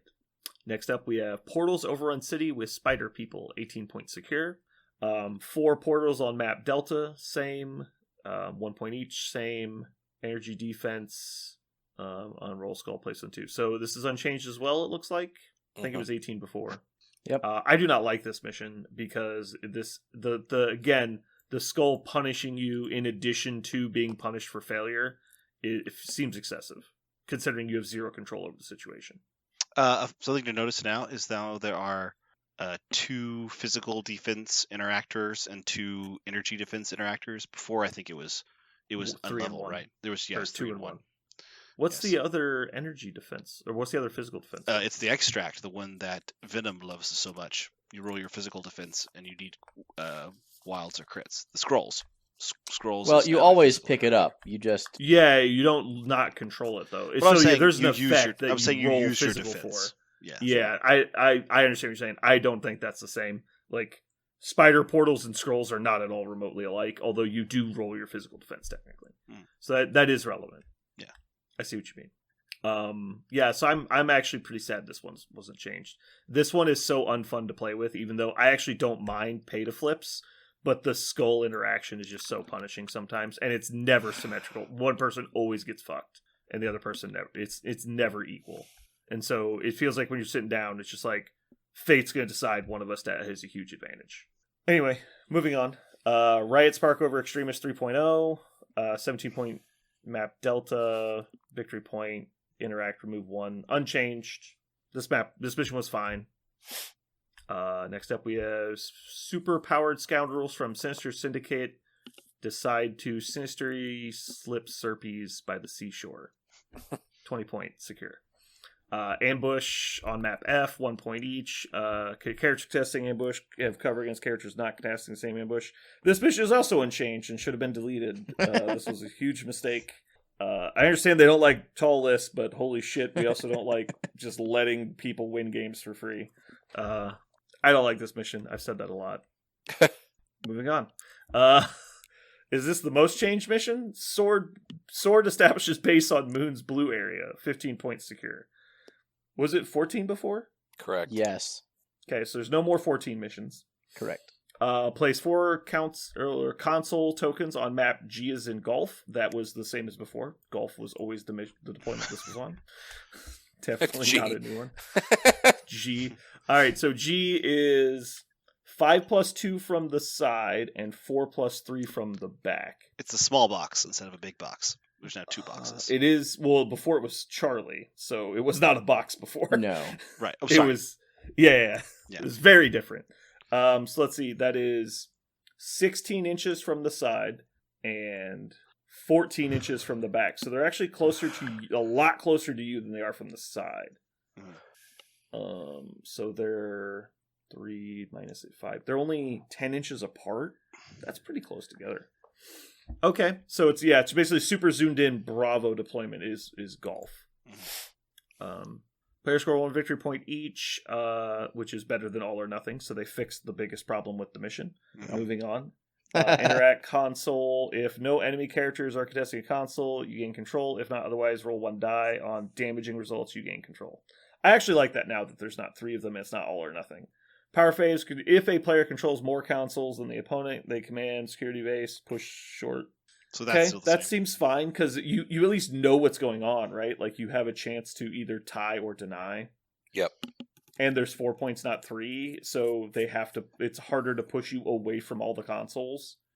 I like that. I think they fixed it. It seems like if you fail to hold what you were supposed to hold, you are punished for it instead of you're punished that is for true. nothing. Well, but you remember, so you can position your models on the inside of the box to where if they decide to push you away, you're still like almost contesting the point. So it's not like before where you were just getting pushed to the middle of nowhere because the points were all Sure. stacked on top of each other. Well, they can push any model. Yeah. So they could take your Well, if Magneto. you're not contesting these points with your models, I think you've made a mistake, but sure. Yeah, you could have a model way in the back, but I mean, you don't care if they push that model. They're all going to be holding a senator too, so Yeah. I mean that it's it's a shit show. So yeah, there's no question the difference between like this mission and Demons is not enormous, but like I think this is back to the realm of reasonable. The real problem was the all or nothing scoring. Yep. 100% Pushing a model, pushing a model was annoying, but it was annoying because you were losing the fucking game. Yes. It was like, okay, well, I'm down 9-0 because literally the difference of me winning and losing these points has been getting pushed every fucking turn. And so, like, the first round, you would just not go last. They'd score 2 of the 3. They'd push one of your models out of range, and you could no longer contest them. And so then they would just take yours for free, and now you have to flip 2 of the 3, and you're just going back and forth flipping them. And it's just so fucked. So yeah, I think the biggest, like, the 2 biggest point of this are fixed. Why do you think they got rid of 14? What was bad about 14? You can't go wide at 14. You can bring 5 models at 15, and you cannot guarantee bring 5 models at 14. I mean, you could, but you're playing 2s, and I don't think they don't want to force people to play 2s. Okay. Let's see. At 14, you could do. I am kind of sad they did away with 14. I like the wider point ranges. I would actually like to see like a 25 one day, but the 25 would have to be like every round everyone takes 1 damage, like something like that, to where like the game, like the mission is reducing the scale of the game on its own, and so the high point values allows you to take deeper health models to make up for that. Just put an objective in I the think- middle, and you take 1 damage for every 2 inches you're outside of it. Yeah, Kill Like box something type thing. crazy. Yeah, like you lose the game if you don't like contest this point or something. Yeah, you can do all kinds of weird shit. Like you could make the mission extremely inhospitable and like triple gamma wave. Like you take 2 damage if you're not contesting a point, and like it's worth 3 points or something crazy. Like I don't know. There's all kinds of stuff you. I think just global damage, unpreventable global damage that just happens to everybody every turn would be great. And maybe say that it happens in the power phase, so you could get time walked, and that's why you get extra points. I don't know. Do we like Sword now? Do we play Sword? Sword is very hospitable compared to what it used to be.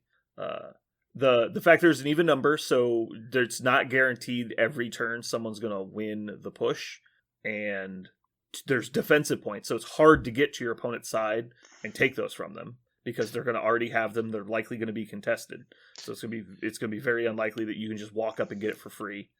As opposed to the person who just goes first probably wins sword base every time. I do like that the G deployment means that most of your models can affect models of the other points, so Yeah. you can you're not stranded on your point.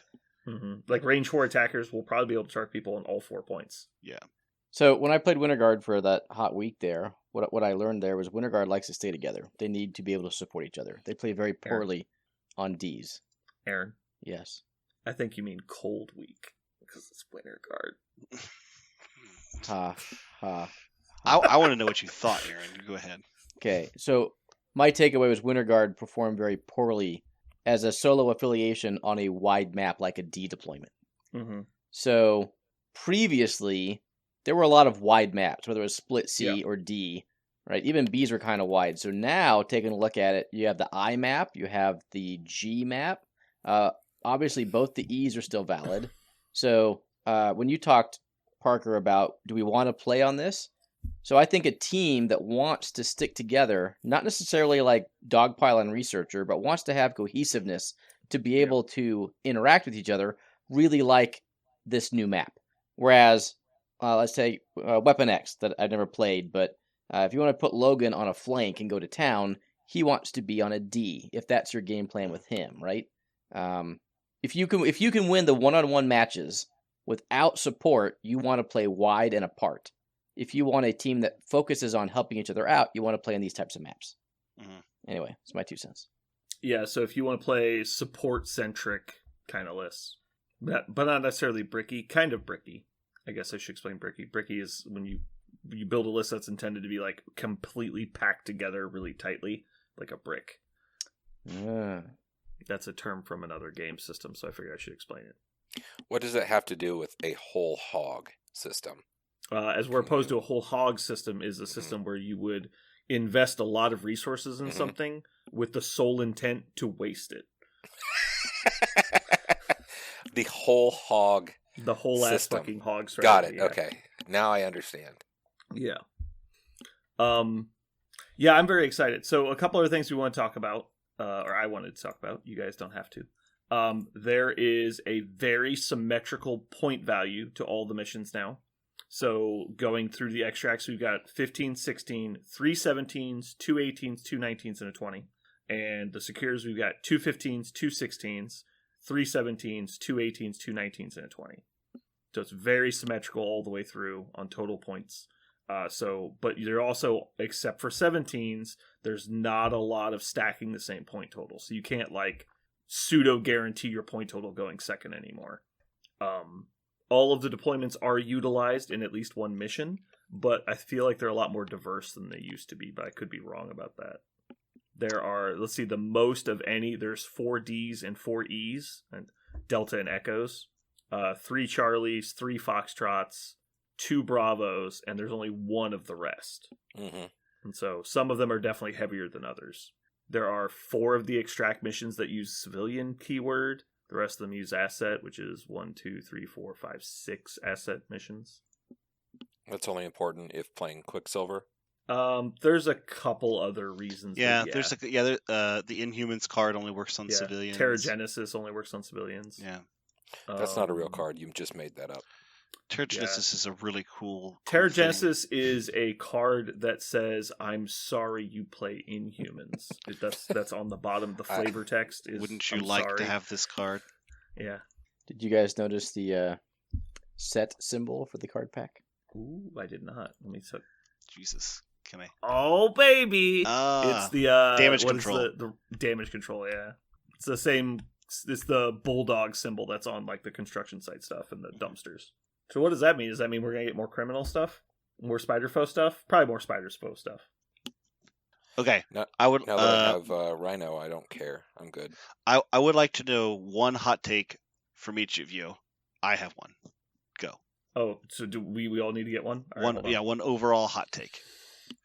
I'll go first, so you give me a second to think. My overall hot take is, I don't know if I want a pre-marked map anymore because I think whoever makes it will have to do a really careful job of not making all of these dots so like visually numbing because you just Are see you so saying many that of you them. would like to look at the map and what it will look like? No, I'm saying I would like to know how they are going to. What's the best way to put it? What do they call that when you? Oh, I'm just blanking on it. Watermark. You know how you like watermark it so that it's not a really delible color. Because if you put a lot of circles, So you on want to these- see it? no, I'm saying I don't want to buy one that has very delible watermarks. I think I will really not like that because they put so many dots on this map now.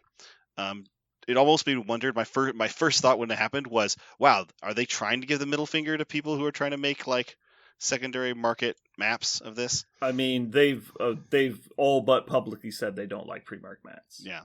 Are they Even though it purposely saves an saying? incredible amount of time.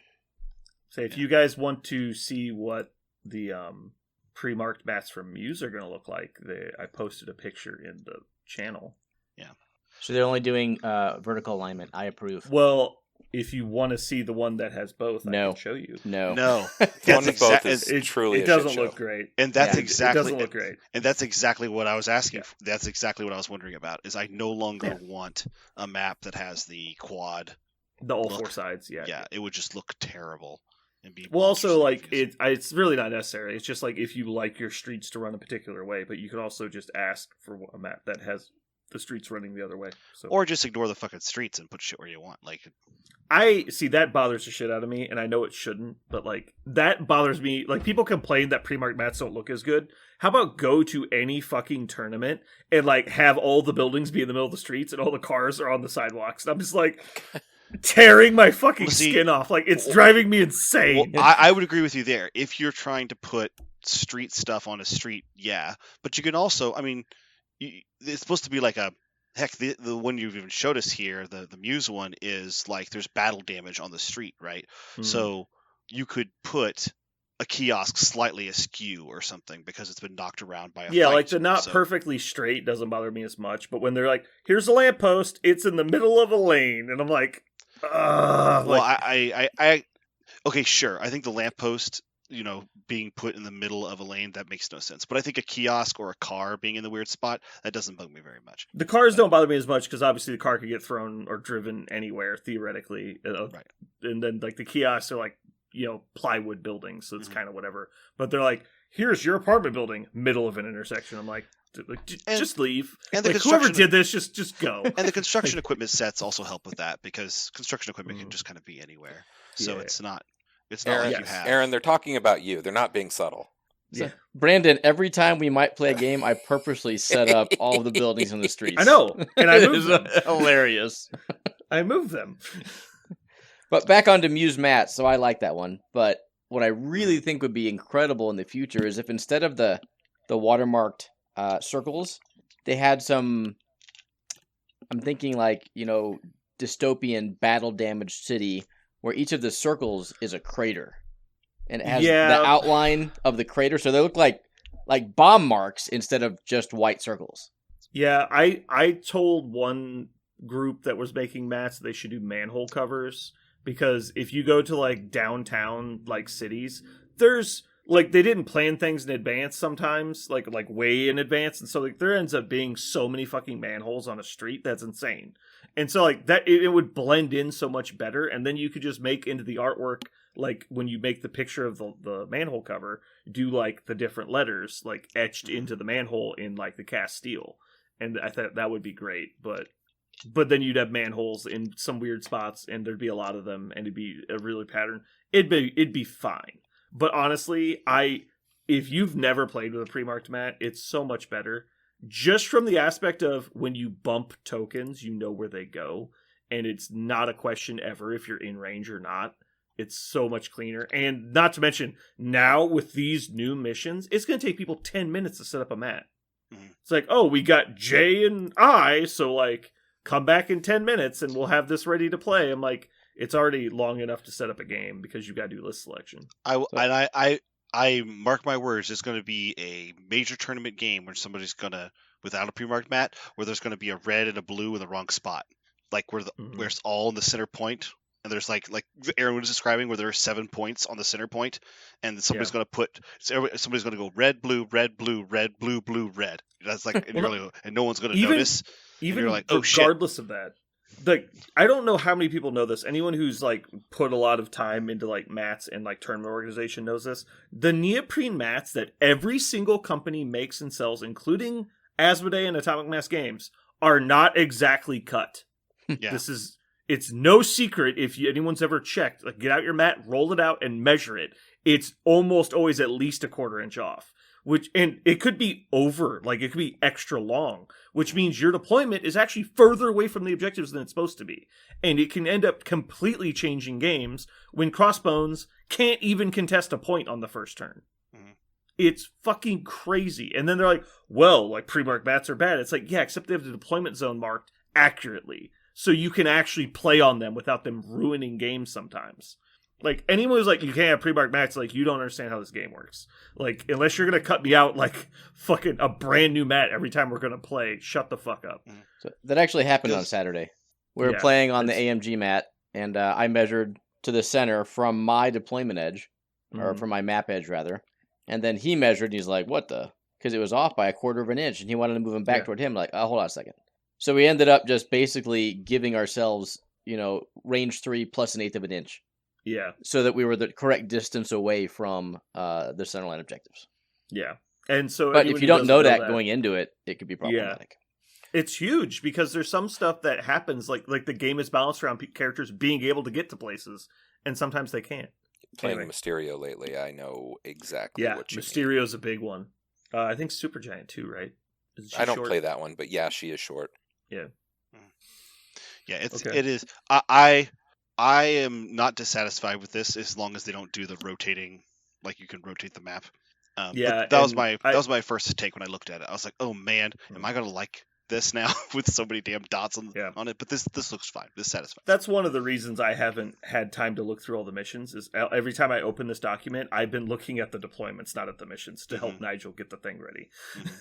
And so I've been talking with him. He said if you really want, you don't care what it looks like, you want the ability to play on all four sides, he'll print them that way. But there'll be like special order ones. No one wants that. No one wants that. Right, because anyone who cares about the aesthetic of being able to turn the streets would like to be able to see said streets. And like it's as ridiculous as you would expect it to be. It's really not that bad because all the middle ones are on a grid, and so when you turn them, they still line up, and so it's really not as bad as you would expect. Okay. But yeah, it's very busy. Mm-hmm. So that's my hot take. What? Somebody else got a hot take? I'm curious. My hot take is they're going to skew the game too far the other direction, and the only thing that's going to get played are maximum go wide lists again, which was what happened before the GoTalls took over. Do you think that's a knee? Do you think that's a knee? You think that's a knee-jerk reaction or a real one? Oh, okay. So I guess another hot take I could come up with would be this was scheduled for June, and the community was so unhappy with where the game was, they released it 6 months early. That's pretty spicy, and I'm not disagreeing with you. So if you want to try and disagree with me, here's a second point. We don't even know what quarter the card pack's coming out in, which means we're going to be playing with paper cards for maybe 9 months. That this was clearly, in my opinion, based on what I've seen, like, sure, it's been properly play tested, I think, but I don't think this was slated to release at this point. Yeah. And just like Aaron pointed out, we've never even seen this set symbol before. Actually, is it on Rhino? Let's check. Oh yeah, character cards don't have them. Never mind. So I'll do my hot take. Minorly disagree with you. I think it's the Wild Wild West. I'm so excited to play so many of these different combinations. I don't think any one particular list is best. I think people are going to gravitate towards wide because they couldn't for so long. So I think you're going to see an immediate resurgence in wide lists. However, I think the tall killie lists are just as viable. Like, yeah, they're going to suck on Senators and, pick another one where you've got 11 points out there. But they get to control half of that. So, maybe Senators Gamma is totally fine. I mean, nothing stops. Way you're going to play. You're never going to have to play on Senator Scoundrels. It's just not going to happen because you're not going to be playing those missions. So. Right. So I think tall lists are still viable. But the list archetype that I've been saying since about July that has dominated the meta and quote-unquote solved the game, I think is still out there, but no longer... I don't think the game's solved anymore. That's my hot take. Game is no longer solved. It's time for everyone to go figure out how they want the game to look like. And with AMG taking away the all-or-nothing secures and the 2-point extracts, it is a lot more... Guys, we want you to play the game, roll a bunch of dice, and at the end of it, someone's going to win, and hopefully you both had fun.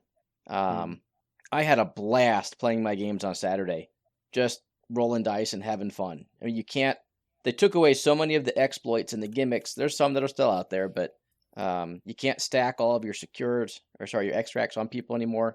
I don't know. I'm really excited for the state of the game, given the complete openness that the new Crisis Pack allows. I have a question for all you haters here, because you guys love to be player haters. Inhumans are still bad. No, player haters. No, I'm not talking about the ones that you think are bad. I'm talking about the ones you think are bad for the game. Do you think this shakeup puts a dent, or maybe helps us understand why Black Cat and Doc Voodoo were not touched because they don't have as much of an impact when there are no more single extracts, for example. I have a lot to say about that. I don't think that Black Cat was designed for this mission pack. I think she was designed for the last one. Mm-hmm. I think Voodoo also was designed for the last mission pack, not this one. I think that Voodoo will probably get adjusted in the future to clean up his wording, but I think functionally he'll be very similar to the way he still is, which is bad for the game. This does go a long way to diluting their potency. Mm-hmm. And so I think there'll be less of a problem, but yeah, I don't know. I think the reason they haven't gotten adjusted is because AMG doesn't want to change any more cards than they absolutely have to. And until Voodoo is in everybody's list again, they're not going to do that. And I don't think he will be anymore. I think this changes things. I think anytime the game gets to a natural conclusion like it had gotten to previously, mm-hmm. Voodoo's in that 10. And so that's the problem I have with that, mm-hmm. is that he's just, because his abilities literally don't function by the game's rules, then he's just going to always be the best character in a lot of situations. Well, my question was, do you think... So you're saying that they're not going to touch him because they never want to, not because of this. I think they're going to do basically what they did with Worthy, where they'll clean up his wording mm-hmm. and change the card to say what the abilities actually do, which is not the current situation. His abilities are very misleading because the internet has decided they work a completely different way than the card says. I guess, and that's the problem. I guess my point is, now I feel like I can go to a tournament and bring Voodoo and Black Cat and never have a good reason to put him down, as opposed to before where I could expect multiple games that could be decided by either of them. Now I feel like I can play this game and see a whole tournament where I put him in my roster and I never could play him because I never got an opportunity to do so. There was never a moment when it was super exciting to do so. I disagree. I think that you could say the same thing both ways. I mean, I think in the old mission pack, I think it was wrong to never play one of them ever in a tournament that you played, because I think it's still wrong. It was going to happen. Not putting either of them in your list unless I don't think there's a 10 character list you could show me that couldn't be made better by adding one of those two characters. I think you will go to tournaments and not need them. I think that's what I mean. I don't think you need them. I think you can play Marvel's Crisis Protocol any way you want. And I think that's been mostly true for pretty much the entirety of the game.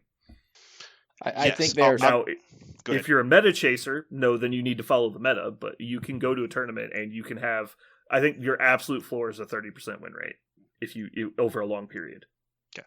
I think Brandon is more or less correct here. Mm-hmm. So Voodoo and Black Cat aren't as influential in your 2-point extract steals. I don't think that's all they were doing, right? Mm-hmm. There is a lot to be said about just going up 3-1 on extracts or 4-2 on senators, for example, especially if games are going to end sooner now. So if you're able to get that extract lead and you only need to keep it because some games end turn 3, if not most of them turn 4, I think they're accomplishing potentially just as much as they did before with the 2-point steals. So I think they're still really strong. Yeah, so real quick, going about what Jeremy was talking about earlier, when you have to have people near your guys to get the extra point. What happens when your opponent goes last and she just walks up and takes your objective and costs you 2 points? That is game impacting, and it costs you almost nothing to have that 3-point model on your list over a different 3-point model. I don't want to be the one that tests it because I really don't want to put them on the table, but I do think there may not be A+ in the meta, but they're still an A, and they're still really good. Can you build a competitive roster without these two models? Yes. Can you win a bunch of games without these two models? Yes. That's not in question. The question is your roster better with one of these two in your 10? Yes.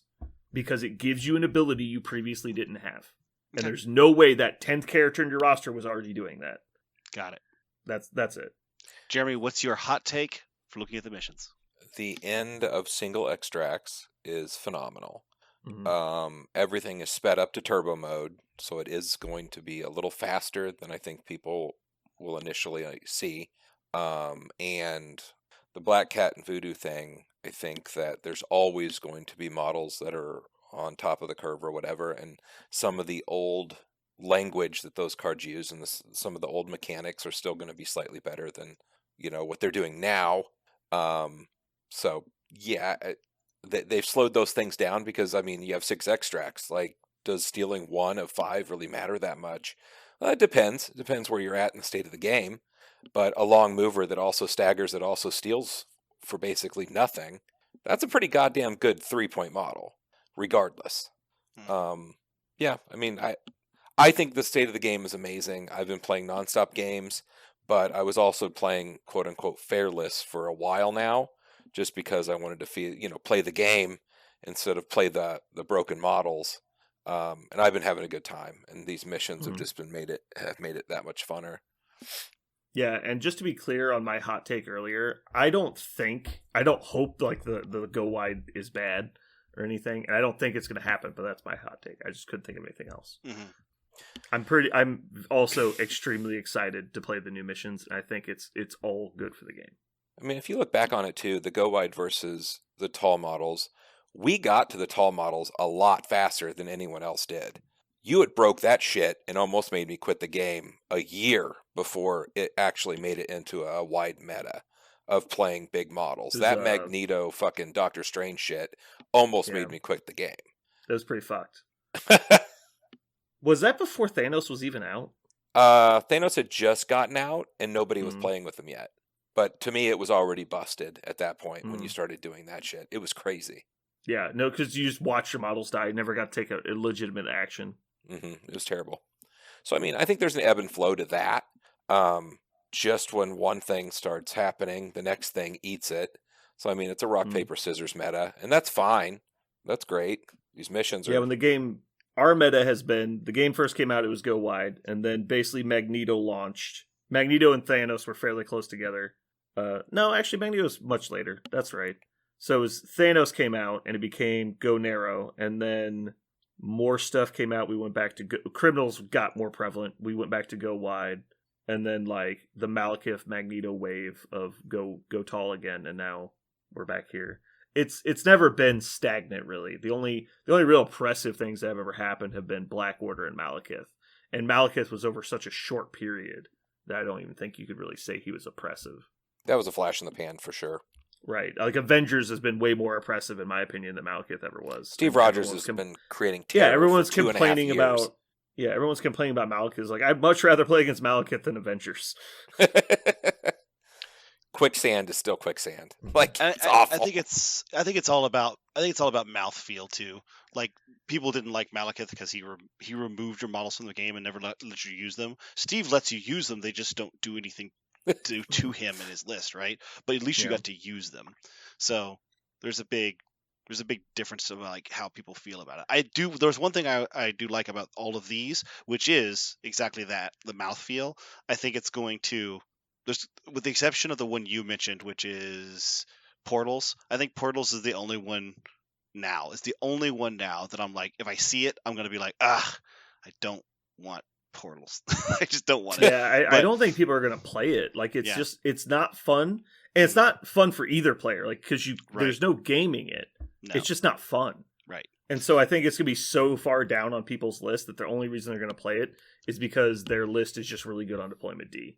Right. And they don't even want to play it. It's just like the only best option they have. Another cool thing I think they did is all of them make me want to do things during list selection when I'm taking making the roster I'm going to play with. They make me change my mind to do different things.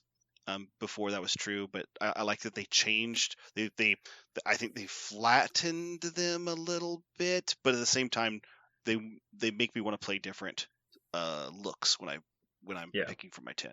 So my favorite thing about the new ones is that before it was very like segregated. There were single extracts, and then there were high value extracts. Yeah. And then there was weird extracts.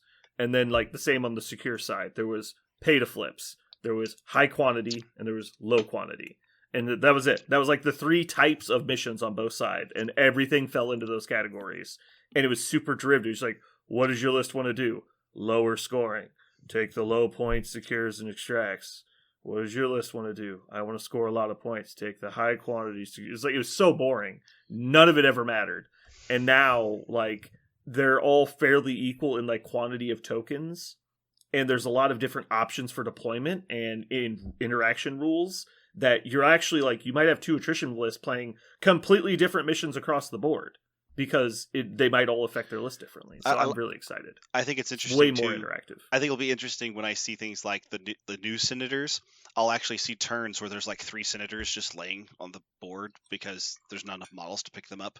Like, yeah. So it'll just be like extracts just sitting there, or like with scrolls. Now you don't automatically pick them up because you don't want your models to move for some important reason. You don't want to take that chance. So like there's some situations now that are a lot less like what you just said, formulaic. Whereas like the formula is pick up the things, spin to power to flip it over. Mm. You must do it or you lose because you're giving your opponent 3 points or something like that. Now it's okay. Well, if I don't spend the power this turn to flip this, I'm only losing 1 victory point. I can weigh this. Do I need this power? And more so, like, are you gonna roll the single die to try and take it? Well, it's like, Right. well, a 50% chance to gain 1 victory point is not worth the power to me right now. Right. Like, it probably would be most turns, but it's not necessarily right now. But for a 6 victory point swing, there's never a time it's not. Like, Right. I would literally give up the power to play sacrifice to do that. With that, not only was it worth the power, it was worth completely changing your list to play 6 characters, play 6 characters unaffiliated, so that you could just do that more often. Like that was the best version of your list, which was like, I'm going to do unaffiliated and play 3 2-pointers, so I can make sure to just flip this over as much as I can. And that was that's what I was doing the math on earlier. I was like, wait, so at 14 you could do like Daredevil and 5 2s and go 7 wide. Right. like we're doing it. Yeah, like that was a thing that made sense when you could score 3 and your opponent could score none. Now it's less that. Now I'm gonna play Red Skull unaffiliated with 5 2s, so I can have 7 people press the button on fucking the sword base. All right. Can you guys tell me something you don't like about the update to missions? Because we've talked a lot about things we like. Is there anything that you think they should have done differently, or just a change that you ended up not liking? Like something go away that you did like? I did like the 14 threat on the missions. I thought they forced people into uncomfortable situations, and I think uncomfortable situations are good for the game. Yeah, I like that. I'll go next. I did not like that there was like 2 of the missions that didn't change, and they felt like some of the worst missions, in my opinion. Like Scoundrels and Spider Portals. Those 2 definitely should have changed and did not. I actually do not like the new intrusions not costing a damage. I actually don't like that. Think it's a little aggressive. Yeah, I feel like that makes this feel. I don't know if it's going to make it an auto include for everybody. Like everybody's going to have intrusions and 2 others because it's so free to get to play intrusions, or it's just going to be an auto include for attrition. I don't like something that seems to be such an outlier, because before it didn't feel like an outlier because there was a pretty big cost of a health. Now it doesn't feel like there's any question that this is a really strong. You can't take one of 6 extracts through it. You drop them. So I mean, it doesn't have. There is a cost. Objectives, but it's not damage. Yeah. But it means that once you've been beaten up, you can just like run away, right? Yeah. So, because it used to be you'd go in, like, let's say you had 1 hit point left. Well, it's not even an option. Like the fact that you can do it at low hit points, and that was the really prohibitive thing, was like, all right, well, what if I fail to roll and he puts me somewhere I don't want to go?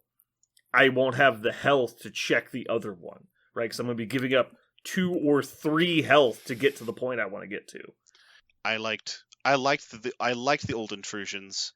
I don't like this one as much, but what is very small, I will say this, it's a very small nitpicky thing, otherwise, glowing review. But that is the one thing. You asked me to find something I don't like that. Think about this, though. So you can, wait, did they change the wording on the actual teleport incursions? Oh, they did. Oh, no, that was just a game rule. Never mind. Mm-hmm. So you can still only interact with each point once, but now you could go through the portal, shoot somebody, and go back, and it just costs you 2 power to go back to like because that was never really an option because of the damage, and so that's interesting. That's now an option. Like, well, I'm not in range off of this point, but if I teleport to that point, I will be within range 4, and then I can like just come back, and he can't shoot me. Yeah, I'm very excited. The new incursion sounds really fun. We'll see. It might be fucking insane. What I'm saying is, I don't like that it's that free, but maybe I'm wrong. we'll see. Well, keep in mind though, with all of the new extracts being all over the place, you won't be as easy to just stand on the side points and hang out, right? Because that's all the action's gonna be in the middle. There's only one thing that I hate, and I really just can't stand it. The Dutch. When Venom moves 4 times and dies on turn 2. I mean, I did not like that, and as far as I can tell, that was entirely the mission's fault. It had nothing to do with you trapping the mission, the objective that you stood next to. Nope. My moves or not were... reading the mission in advance. Whoa. No. Maybe. There's a small chance. What's the over-under on Venom? 1. Oh. Oops. 0.7. I actually love it. I think it's great. I don't have Yeah. any complaints at all. I Surely think that there's there's a lot of something. spice, And, man. That's part of why I wanted to ask the question, is because the stuff we're pointing out is so minuscule compared to how great it is, and that's how we know it's good, right? Yeah. It's not man, I really wish they wouldn't have made Malekith's Ferocity cost 3, because I think the turn 1 play should be on the table, but this is there's even less bad things about this.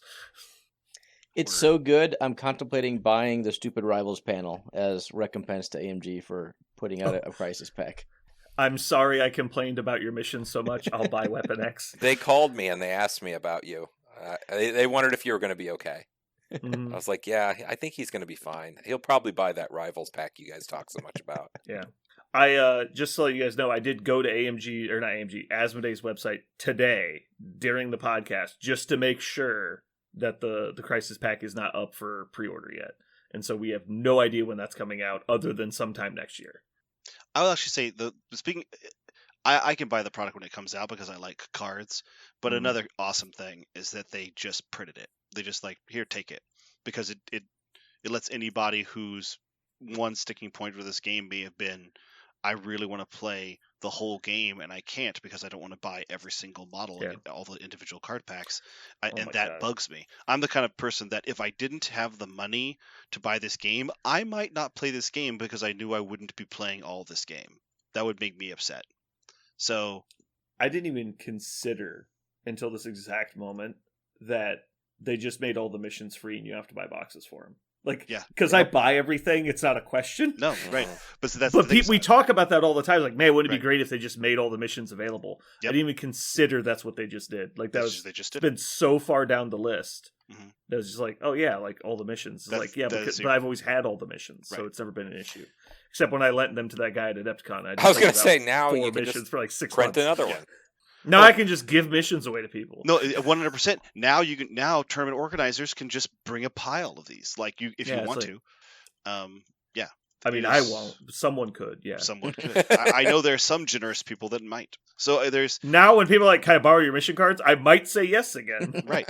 Seb, 'Cause go you can- fuck yourself. You can make another one. I think that was a really big deal. I was talking to somebody who was interested in getting back in the game a day after this happened at the game store. Shout out to Dave. I don't know if he listens to this podcast. Dave is awesome. Denim Dave. But when we were talking, I said, so they just printed all the Crisis for free. He's like, really? I was like, yeah. You can play any mission in the game now. You don't have to buy every pack. He's like, oh, I'm not gonna lie, that is awesome. Because I know he's a completionist, but he also doesn't have infinite pockets. So he had to make a choice between this game and the other games he loved, and he chose other games because he knew he would never be able to get to the bottom of at least this well. But now it's right here. It's free. There it is. So, Yeah, because between the Crisis card pack and this now the mission pack, I mean, you can basically just literally laser buy your affiliation and be fine. Mm-hmm. And guess what? And he was also loving that they're now just doing the affiliation packs. Yeah. So it's yet another way to get into the game. So I for a imagine rock this bottom will price. probably be $5 to $10 unless they include it with something else. I guess they could do a character card pack of all the other updated erratas and stuff. Mhm. And maybe sell that for $15-$20, but it's probably going to be 10 or under, I would guess, if it's just these cards. And so you're looking at somewhere between $30 and $40 plus a $60 affiliation pack, probably 2 more. So you're looking at probably $150, maybe $170, and you can just play MCP. Anything you want, not just the core set. Well, you might need some models, but No, that's counting that's an affiliation pack and 2 other box sets. Yeah. Okay.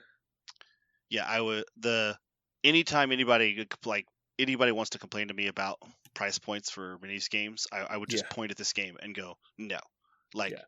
People complain about the price point in this game. I know. They're the same people that complain about Star Wars movies, though. But so they're wrong.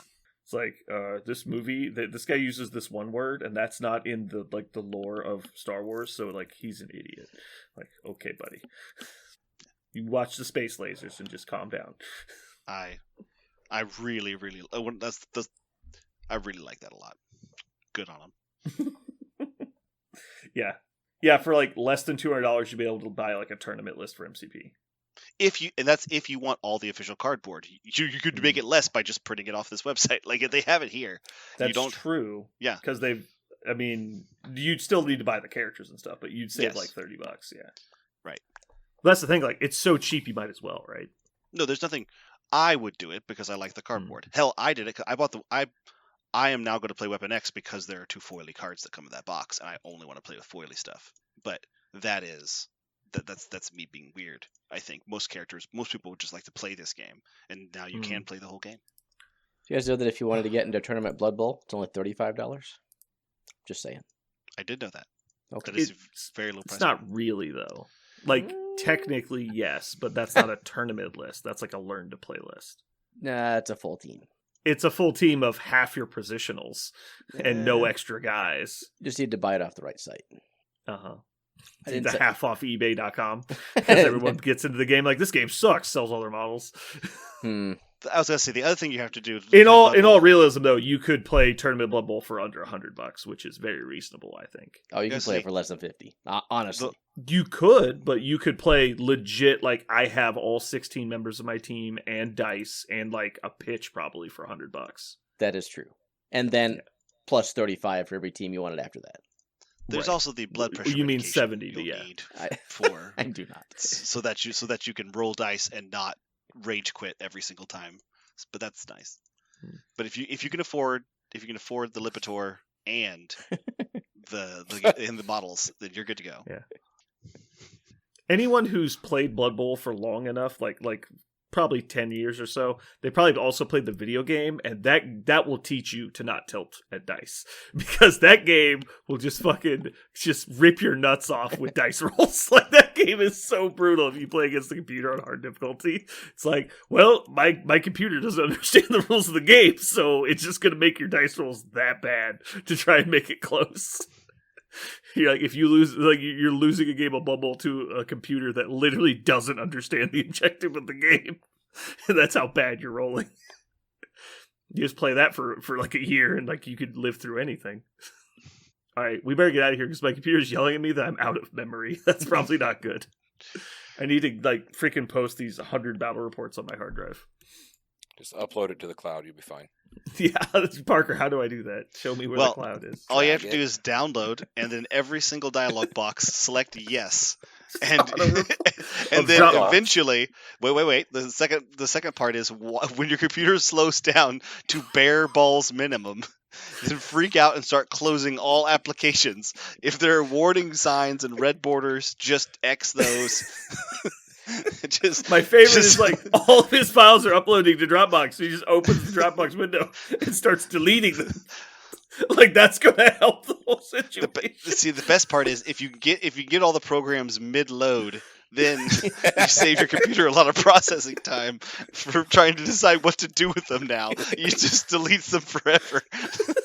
It just destroys them. You literally would have done less damage to your computer if you just taken out a power drill and punched 1/4-inch holes in your hard drive. That thing, I love that the thing still limps along. I love it that it's still it shows up like an old horse. You just click your favorites bar. It's cannot find program. You're oh yeah, I forgot. I just took an ice pick to my hard drive. Oh shit. Aaron's showing us his fancy new computer now. Mm-hmm. That's badass. The video card is bigger than my previous laptop. Yeah. Yeah, video cards are crazy nowadays. Anyway, let's go ahead and wrap this up. We can post-ramble a bit if we want. Yeah. Thank you guys for joining the podcast. Hopefully you had fun with us going over the new Crisis cards. We expect you'll have fun with them too, but good luck. This has been Brandon. And Parker. Jeremy. And Aaron. And you've just listened to The Gang in Crisis.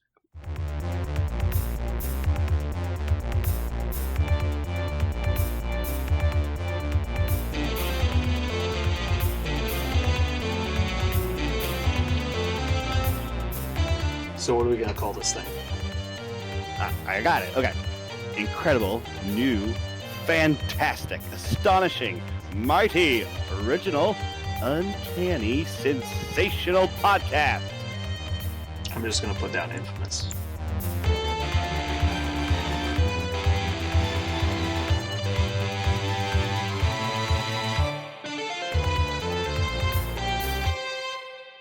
We did it. Yeah, buddy.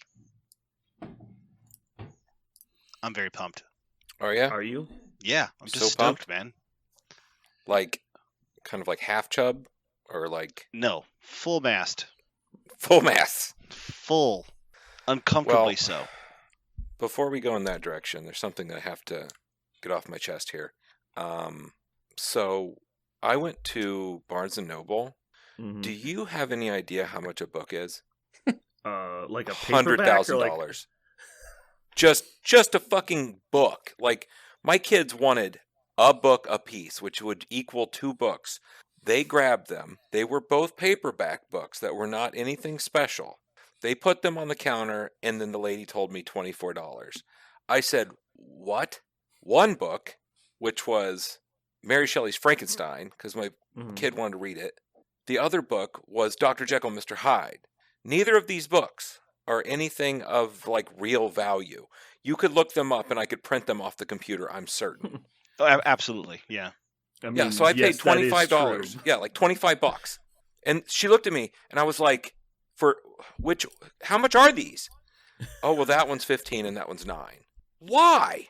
Like, I couldn't, I'm seriously just, I was like, Jesus Christ, am I that stupid? Like, I just paid and then we were gone. And I'm like, you have to read these fucking books. Like, I swear to God, I'm going to need a book report on both books. I mean, silly. I imagine they were like fairly recent, like fancy copies or something. Like they're not just like the bargain, like Dollar General ones. Like you can get those books printed in a lot of different ways, I'm sure. Yeah, I mean, they weren't garbage, but I mean, they weren't like hardback special editions. Yeah. I mean, and they've been out for 1,000,000 years. Like I said, I'm certain I could get a copy of it in the next 10 minutes if I wanted. Like, Yeah. You could just pull up YouTube and someone would read you the book. yeah, I don't know why all the bookstores are disappearing in this country. I have no Yeah. idea. It's weird. Jesus. The terrible thing, All too, was Barnes & Noble was open in Independence, and then it shut down a few years ago, just before COVID, kind of ish. And I was like, damn. Then it opened back up, and I got all excited, and now I'm like, damn again. I'm Like, going to buy all the readable material that you can afford, and then you were like, fuck this. No wonder no one shops this Yeah, dumbass store. exactly. Fuck that, I'm out. I think Barnes & Noble is like the what is it, Chipotle of bookstores, right? Like it's like they think they're better than they are. What? Well, isn't there just used How bookstores is and also Chipotle Barnes & Noble? the restaurant that thinks that it's better than it is? Sorry, that's not. No, your like question. people that eat at Chipotle think they're not eating fast food, right? Oh, like they're like, oh. this isn't Taco Bell. It's like it's literally Taco Bell. Okay, No, they've literally I'm got shut following, down yes. they've got shut down as a company more times than any other restaurant I understand. Like for bad food, like for nope. like health Subway, department. Subway's White is Castle. more. Subway is and more. White Castle. White Castle literally got ran out of Kansas City. I'm just talking about locally. Oh, okay. Like internationally, Subway has more lawsuits against it for like bad food than all the others combined. Yeah, Well, 'cause they don't serve real food. Right. Chipotle honestly shut down twice their entire Hmm. restaurant chain twice because of what they were doing with food. Yeah. To regroup. Well, to be fair, at least Chipotle is willing to do that. I think Subway goes, "Oh, our food is shitty. Keep going." It's just Yep. like I don't. Subway. What's your yeah. point? Yeah. Let's build 4 more Subways. That'd be the solution. The new ones will do better than the old ones. Yeah, exactly. I just hate Subway. Like it's just a shitty chain, right? Like nobody thinks Subway is awesome. except for apparently everyone I talk to about Subway. Nope, not me. Anytime this topic comes up, they're always like, "Oh, Subway's the best." I'm like, "Do you just eat straight out of the garbage? Like, is it the best because it's free food when you just go around back and eat out of their trash can?" Like, I don't understand. Anyway, Warm deli meat doesn't hurt my teeth. right. Like, what? Anyway, what was it? We there's a Subway really close to work that has a drive-through. Mm-hmm. And I've never seen that at any other sub place, really. And I was just like, what the fuck? You go to the drive-thru and get like a meatball sub? And that's like really tempting because I like meatball subs. And then every time I get a Subway meatball sub, I'm like, oh yeah, this is like shit. Like, and I remember it after I get it's like a Big Mac. Like, oh man, I'm gonna get a Big Mac. And then you get one, you take a bite, and you're like, oh my god, I forgot this was so bad. Mm-hmm. How do you get the entire hunk of like hoagie roll wet and nasty immediately? Anyway, yeah. Come at us, Subway. Great. Oh, they're not worried about us. They're not worried about much, honestly. Yeah. We can't do any damage to their brand because they already did it all. There's one Okay. employee per store. Like, they really don't care. Okay, Yeah, not like one per shift. It's literally one person. Like, he never has a day off. So, did you guys hear the great big news? This is actually news that I care about a whole lot. Did you hear about this? Is big it about news? Subway? No. This is actually, I'm Not not shitting you. I interested. know this sounds like the start of a dad joke, but it's 100% not. It's really serious shit. Have you heard about this? It just hit the fan. Now I'm quite yesterday. confident this is a joke. But I go know. ahead. Do you hear about the nuclear fusion lab? Have you heard about it? No. This all sounds Yeah. like a joke, but it's not. It's just going to be a joke. It's going to be the not a joke. Okay, I'm with you, so Parker. You've heard of this? You've read it? You've heard of it? Yes.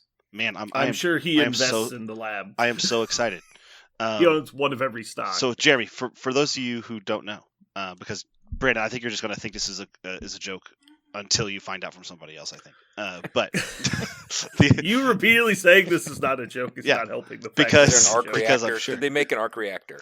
no. Did they So- build it out of a box Oh, of wow. scraps? No. So basically, what had happened was deuterium, which is an isotope of hydrogen, is insanely easy to find in the universe, and they superheated it with lasers, and it caused deuterium fusion, and that fusion produced a safe radioactive byproduct because deuterium, when it fuses, it just creates a huge amount of heat. It doesn't create a lot of radioactivity, and in the past, that's always taken more energy than it puts off, right? So every time they've tried to use lasers to ignite and fuse the deuterium, it always produced less energy than they had to Net do loss, to yeah. do it. Yeah, it was a net loss.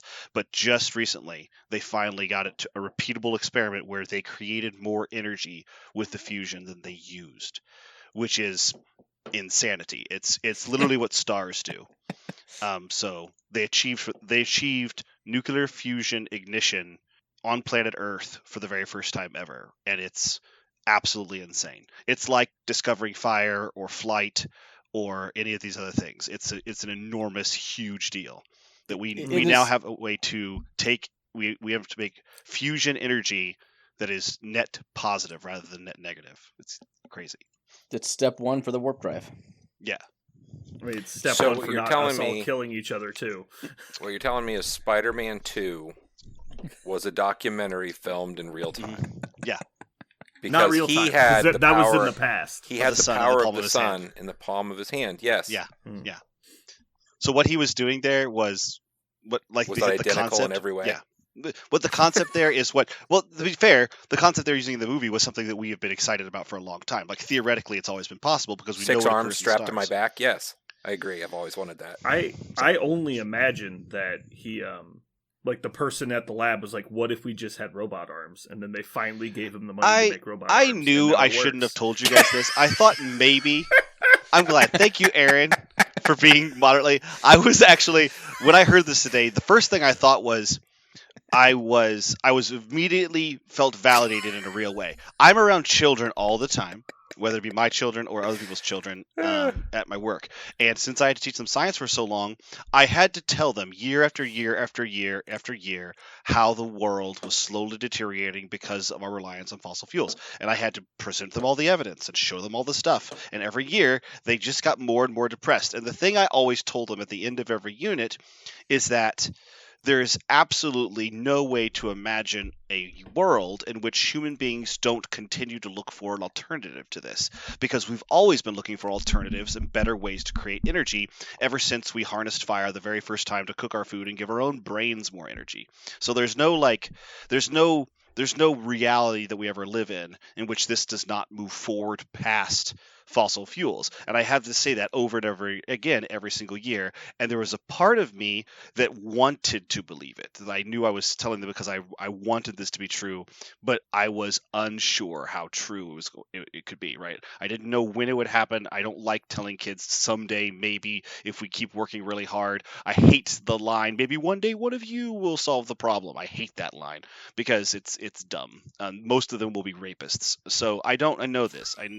Statistically, not very many of my students are going to be the people who've solved this problem. But when it actually does get solved, when it actually happens in my lifetime and I see it happen, I go, oh, thank God. The future that I have to dread all the time is not true. It's actually the best version of the future that I dream of. That's actually the one that is most real. I like that a lot. It gives me. So, do I not have to fear this version of the future filled with rapists that you're making?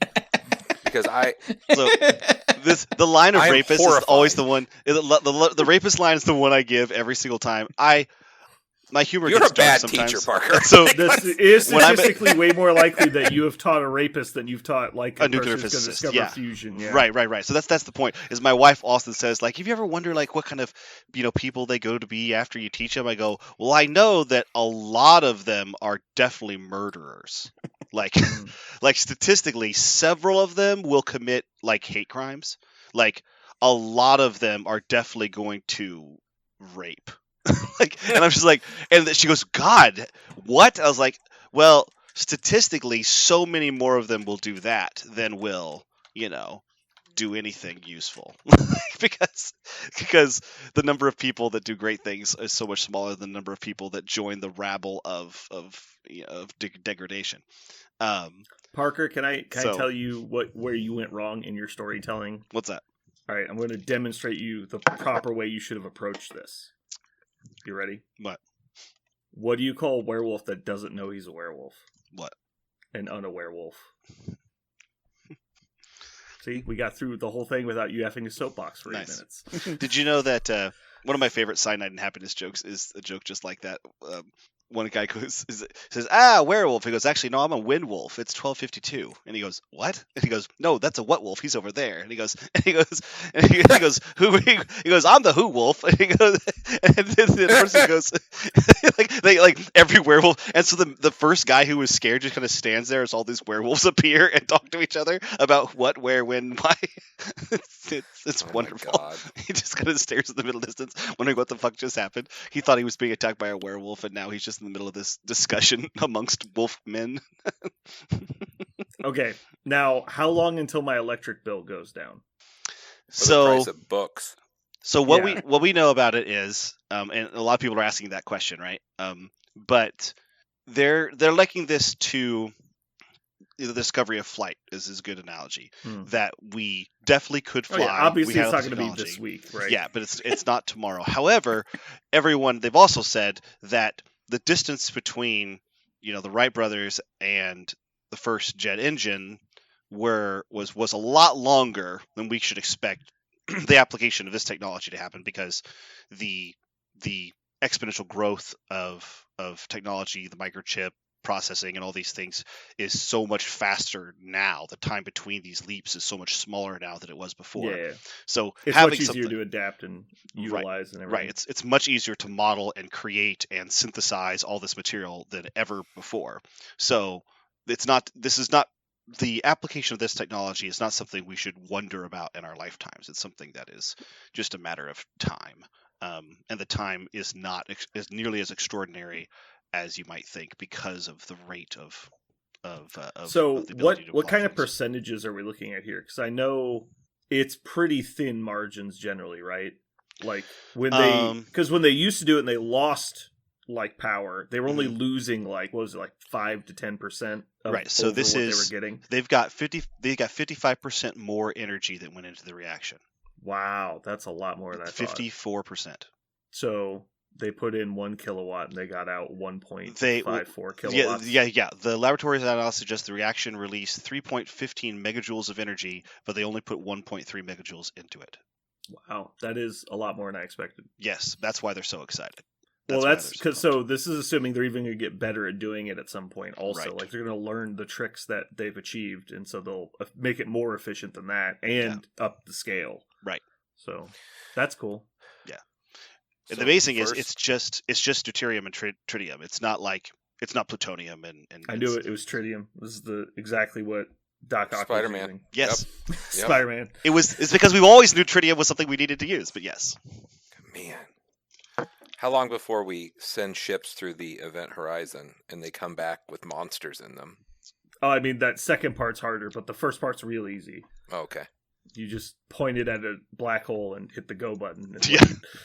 That's the easy part. You know what's They're kind of gonna- funny? A funny thing about this. Did you know if you shoot something at a black hole, it actually takes insane amounts of time to actually get into the event horizon?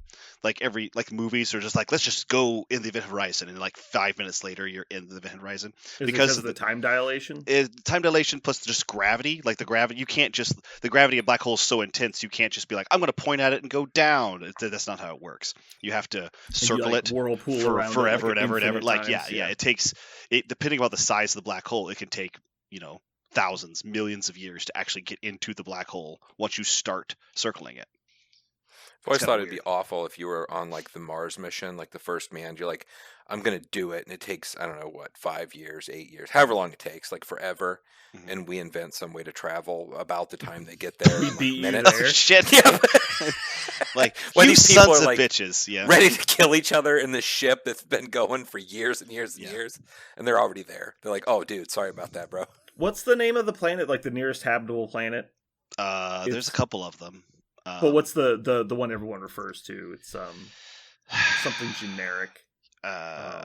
Shit. There's no. You mean habitable? It's used like in you can. no. go, It's or- been used in a bunch of like video games and stuff. They say it's like, I can't remember the name of the planet though. It's like it's the hypothetical planet that we would go to if we ever had to Oh. abandon Earth. Oh. But I can't remember what it's called. It's not Event Horizon, but it's something like very generic like that. It was like Alpha something Centauri. Like Alpha Centauri, thank you. That's the name of it. But Oh. I don't know that it's an actual planet, but I just know Sid it's Meier's used really likes that place. right. Yeah. Exactly. It's like the way you get the win in civilizations, you fly at Alpha Centauri, right? Right. And so, it would be hilarious if we got to a point where they like actually launched a ship at one of these like theoretically habitable planets, like an Interstellar, and then because it takes like so fucking long to get there, we actually beat them there using other technology. And they're like, why the fuck did we even go? Like, this was so stupid. Like, I devoted my life to this project and I didn't even get there on time. There's a lot of science fiction that's like based on that, right? Like Mhm. I've read a few books that are like that, where they arrive and there's like this ancient civilization of humans that have already gotten there years and years before. Yeah, they killed each other. It's pretty wild. You're like, oh god, my head just exploded. Alpha Centauri is the nearest star system to us. There are some planets we know that are around it, but they're probably not habitable. Apparently, on the planet that Thanos is from, you can breathe their air too, because they did. Yeah, that's a moon of Jupiter, and it does have an atmosphere, not oxygen and nitrogen and hydrogen, but Well, it doesn't matter. It's air. yeah, right. I don't know what I'm thinking. I mean, What's the Man point of evolution if we can't breathe whatever we want?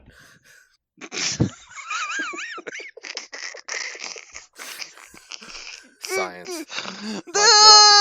That statement is so beautifully terrible. Like everything about this statement just Why'd you bother inventing evolution if we can't even just yeah, why do breathe you this is whatever? this is so stupid. Yeah. Oh. All right. Let's start I think casting Aaron's before I gonna have an die aneurysm. if we keep rambling any longer. Yeah. What Aaron's very disgruntled right now. Well, He's yeah. like, I scheduled time for you guys to sit here and yell at each other. Well, no, Parker was really excited about some awesome news saving humanity, and you guys just shit all over him. I mean, why not That's just 'cause- fucking tell him to go eat a bullet tonight? Why didn't you bring up the information and then we would have treated you with respect like a learned individual? Yeah. Because Parker brought it up, we had to shit on him. Like that's just the way it works. Okay. Does it affect TikTok? Because if it affects TikTok, then I'm gonna Jesus get Christ. I'm growing more and more certain every day that the Illuminati not only exists, but invented social media to trick idiots into basically just walking off of cliffs. God, I hope so. Yeah, like people are just like, there's going to be a trap one day where it's just like, yeah, the new TikTok is go get on the spaceship, and then they just launch them into the sun. They're like, all right, all the dumb people are gone. Like, I'm pretty sure what's going to happen. There's an episode of The Simpsons where Homer made clones of himself. Oh my god. And they drive out into a field because Homer has to get rid of all his clones. And he was like, okay, who remembers how to get back? And one of them raises his hand, he shoots him in the face. And he's like, all right, anyone else? And the rest of them raise their hand, he shoots them all in the face. Have you caught up on any more of your shows, Aaron? No, I've been having too much fun playing computer games. I haven't What have you been been playing? Chaos Gate Demon Hunters recently. I tried Darktide, was not a huge fan. Yeah, I don't know. It sounds a lot like just the generic GW game problems where it's just like underdeveloped and buggy, and then by the time they get all that fixed, the next one's out. Maybe. It's your typical required to be online playing with people you don't know. Yeah. Well, you can play with people you do know. Yes. But you can't play solo. How about that? Yeah. I beat Space Hulk Deathwing. It was Nice. pretty fun. I hear it is much better in a group because in the main campaign, you only get to play like one of the 7 classes, Mm-hmm. and it's not even the best class. Because you play a librarian in the campaign, and there's a tactical guy, there's a devastator, there's an apothecary, there's a chaplain, which a lot of people like, and I think there's a couple others I'm forgetting. But then why can't you play them when you play it by yourself? It's just different. Like the whole game is balanced around having a librarian, and you only get 3 guys in the campaign. You get 4 people in the multiplayer, but it's the same missions you're playing. And so if you're solo, the way if you've played Left 4 Dead, the way they do the safe house mechanic is the librarian casts Cygate, and you just teleport back to the main ship. Mm. And then when you're done with the safe house, you just come back through the portal. And so without a librarian, you can't use the safe house, and you can't resurrect your like NPC idiots that get themselves killed constantly. Because unlike Left 4 Dead, the NPCs aren't fucking invulnerable. Like, it's the only way they can keep them on the map. All right, so today we're going to talk about the mission cards. Have you guys looked at them yet? I haven't looked at them yet. What? Seriously? They had new mission cards come out? Lightly skimmed. Really? Probably a better term. I mean, I've read each card. I absorbed none of it. Oh man, I was busy doing other things, but I'm excited to talk about them all today. What? I'm gonna be the rube that you guys can explain the differences to. Okay. That's my perspective on this. I'm actually. All I'll save my. Go ahead. I say all I know is Jeremy has a great Scrolls story when we get there. Mm-hmm. Ooh, I wonder who it happened to. You know who it happened to. It's me. It always happens to me. Nothing cool happens to anyone else. So if I said I know this story and I just wanted to see how hard Jeremy remembered it, then Oh, I remember it. I You're never remember gonna every forget way models touch me. Sabretooth is awesome, though, right? Is that the takeaway? It's really good. He's very efficient. he's probably the most efficient 4-point model in the entire game, Mm-hmm. and I don't even know that's a stretch. All right, so we're gonna blaze through the news and everything else, and we'll get into the main topic pretty quickly. I figure we'll just go card by card in order, talking about all of them, and then people with experience can talk about if they've played them yet or not, and anything they found to be interesting. Sure. I'll just say this one non MCP thing. I finished Andor last night because I had to. I started the last 3 episodes and I had to finish them all, so I stopped watching at like 6 a.m. and I do approve. It was a good show. Yeah, I don't know if it's the best Star Wars show, but actually I take that back. It is the best Star Wars show. It might not be Yes. the best show set in the Star Wars universe. I like The Mandalorian because I like The Mandalorian. I think The Mandalorian has some But it's not amazing- even really a Star Wars show, right? Like there's Yeah. Star Wars parts in it, but it has nothing to do with Star Wars, either in theme or plot. You're talking about Andor. No, I'm talking about Mandalorian. Oh, the no, I think The Mandalorian it's just is window very dressing, Star- right? Like, No, I think The but none of Mandalorian it, is very none Star of it's Wars. important to the Star Wars story. I think Mandalorian does the Star Wars thing, which is let's make sure that it has a bunch of shit you recognize and a bunch of shit you know Right. from other things. It's callbacks, but that's about it. But I think As that's where I think that is what Andor- like super typical Star Wars is a series of callbacks. Yeah, but Andor's directly tied into like the main plot points of Star Wars. No, I don't think so. I actually think it's right. I think it's paving a lot of new ground. I think it's a lot of shit that we didn't even know was a thing. The only thing that was called back to at all was Saw Gerrera, and we already knew about Saw Gerrera's past, so it's not like we needed to know more about his past. Like, we knew nothing about the early rebellion, knew nothing about it at all. So this is all they're writing it all. Okay. So I think, but that's why I'm saying like it literally is the story of Star Wars, as where Mandalorian is just like a spinoff. okay. Yeah, I guess I see your point. There's no, it doesn't even. The Mandalorian doesn't go back to a feature film. Like, it doesn't. Yeah, I see your point. Right. It doesn't tie into the main storyline. Right. This is like giving you it definitely specific- is set in the Star Wars universe, but it's Right. it's like a whole new take on how to do Star Wars, which Right. is what I've always wanted, is a just completely independent spin-off that exists in the same world. So I like Mandalorian a lot, but Andor is what I always wanted Star Wars to be, which is like, this is the shit I was always interested in. They never showed you any of it. The reason I like Andor is the biggest reason is shit isn't on Tatooine. Yeah. And it's not like the same 4 locations, and the stakes seem really high. In Star Wars in general, there's always a huge amount of plot armor. Like, I'm never worried about anything.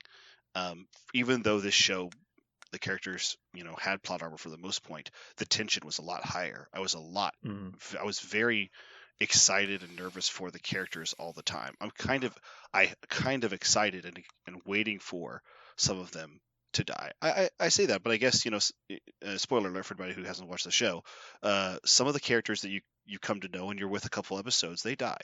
So I guess it's not perfectly it's not perfectly plot armored, but I think it's the show has a lot of great tension and I care very, very much about every moment. Yeah. All right, well, let's go ahead and get started. Did you do that on purpose? Don't worry, I'll fix it in post. I did not do that on purpose. I'm tired. That's awesome. Oh, I love it. I mean, the good news is because Aaron just kept talking, I can just mute myself in the track and you'll never hear it until you listen to this. And then it's going to be very obvious that there was a horrible talking over each other issue. Yeah. I don't know if it's horrible. It just sounds like you just like, and Jeremy. And just immediately cut him off. And we're done. Goodbye. That's everybody. We're out, guys. Shut the lights off. That reminds me, have you guys ever seen the Robot Chicken does the Jedi Council bit? The Yarl Poof was with the one Jedi with the really long neck and the little head on the top, and he's like the bitch of the Jedi Council, and so Mace Windu and Yoda are talking in one of the scenes. It's exactly line for line. He's like, I think our vision has been clouded. He goes, has anybody else's vision been clouded? My vision's not been clouded. I've been doing just fine. I know these two over here are pretty much the whole council, and they just talk for us.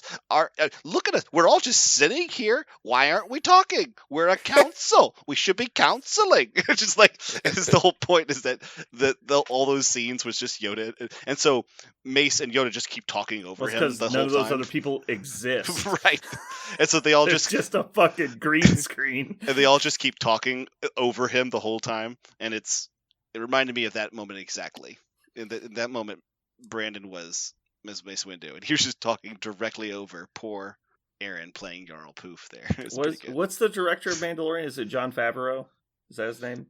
He directed some of the episodes. Yeah. Right. But he was also the guy who did Iron Man, right? Mm-hmm. Yes. Yeah.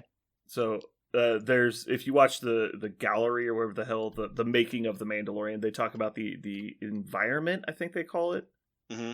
Anyway, they basically do like a pseudo green screen, but it's a projection screen. So the stuff that they're standing in front of is actually physically displayed for them. That's how they get the natural lighting, everything. And so, but the whole point was Jon Favreau had talked to George Lucas like about the show. And like this is basically what George wanted to do with the prequels CGI. And the technology just didn't exist yet. And so he's like, this is really what we were going for, but like we did the best we could at the time. Because he's like, I was pretty sure I was going to be dead before this was ever developed. And so he's like, I just went when I could instead of like when I should have waited till now, obviously. But it just reminds me of like the common running joke is that like George Lucas tripped and fell down the stairs so Jon Favreau could run. Yeah. Like, yeah. I just linked the YouTube to him just talking at the Jedi Council. oh yeah, the councils. It's pretty good. You guys can watch it on your own time. It's fun. So normally I joke that I have like 48 days of audio recording available, but right now I have 30 minutes, and I'm really worried that that's like an actual problem. It's going to cause issues. So we definitely need to end in the next 10 minutes. Just so you guys know. I was gonna say I am fine with ending because I actually am going to. I want to conserve my strength tomorrow. I'm going to try to come as early as I physically possibly can. I'm going to do the opposite. I'm going to play City Heroes until 6 a.m. and then go to work. Sounds good. What could go wrong? Is everybody else going to be at the store tomorrow? Are we still playing? You? I will be. I'll be there, yeah. Okay. Aaron, I have to do some manual labor stuff tomorrow, so you might be running the store for a bit by yourself. Okay. Just heads up. I guess I should get there by 11 then, huh? I mean, that would be ideal, but you don't have to. Okay. Yeah. I have a lot of drywall work to do, apparently. Uh-oh. Yeah. Anyway. Cool. See you tomorrow. All right. Bye, everybody. Peace.